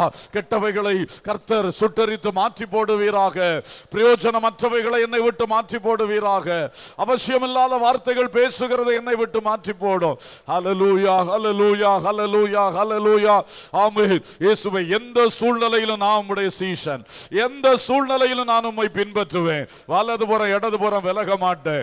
உலகத்தில் எது நடந்தாலும் நடக்காம போகாவிட்டால், நான் நடக்காம போனாலும் அப்பா நான் உம்மை உறுதியா பின்பற்றுவேன். எத்தனை பேர் சொல்ல முடியும்? சொல்லி ஜெபம் பண்ணுங்க. ஒரு போராட்டத்தை எதிர்பார்க்கிறேன், ஒரு போராட்ட ஜெபத்தை எதிர்பார்க்கிறேன். இதுக்கு போராட ஆரம்பித்து விட்டீர்கள் என்றால் உங்க ஆவிக்குரிய ஜீவியம் பிரகாசம் அடைய ஆரம்பிச்சிடும். இன்னைக்கு அநேக விசுவாசிகள் உலக பொருளுக்காத்தான் போராடிக்கிட்டு இருக்கிறார்கள், பரலோக பொக்கிஷங்களுக்கா போராடுறது கிடையாது. நீங்க போராடுங்க, நீங்க போராடுங்க. இயேசுவே, நான் உமக்கு சீஷனா இருக்கணும், எந்த சூழ்நிலையிலும் நான் உமக்கு சீஷனா தான் இருக்கணும், எந்த இடத்துல போனாலும் நான் உமக்கு சீஷனாய் விளங்க பண்ணணும். ஆமென். அந்த சாட்சி எனக்கு தாரும், அந்த சாட்சி எனக்கு தாரும். ஹல்லேலூயா. ஆண்டவரே, பல்வேறு அனுபவங்களிலே இயேசுவுடன் கூட அந்த அனுபவங்களை பெற்றுக்கொள்ள எனக்கு கிருபை தாரும்.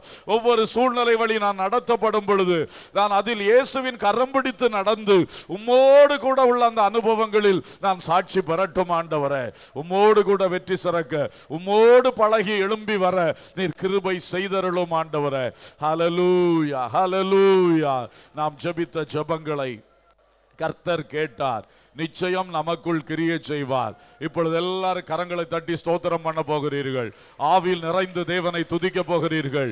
இப்பொழுது பரிசுத்த ஆவியானவர் நமக்குள் தமது அக்கினியை அனுப்பி சுட்டரிக்க வேண்டியதை சுட்டரித்து, ஆமென், பரிசுத்த ஆவியானவர் தமது கரங்களால் கட்டி எழுப்ப வேண்டியதை கட்டி எழுப்புவாராக.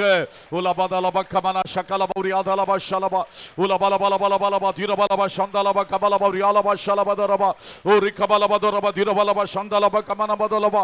ஹல்லேலூயா ஹல்லேலூயா ஹல்லேலூயா. இயேசுவின் இரத்தத்தால் ஜெயம், இயேசுவின் இரத்தத்தால் ஜெயம், பரிசுத்த ஆவியின் அபிஷேகத்தின் வல்லமையால் ஜெயம் ஜெயம் ஜெயம்.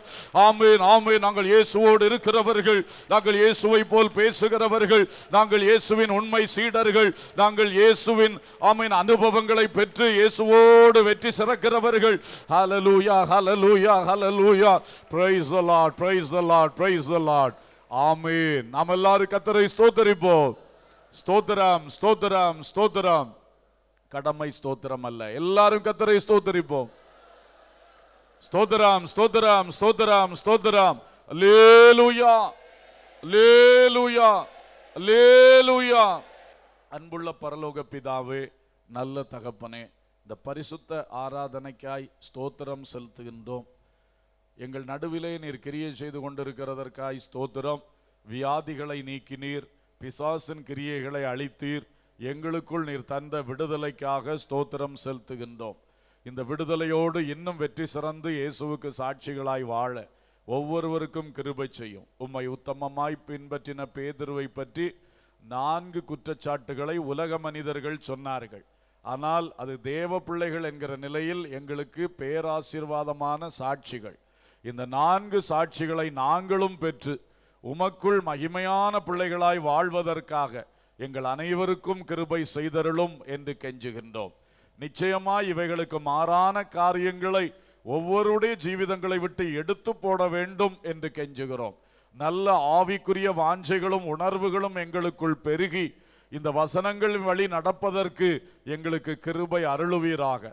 வந்த ஒவ்வொருவரையும் ஆசீர்வாதத்தோடு அனுப்பும்.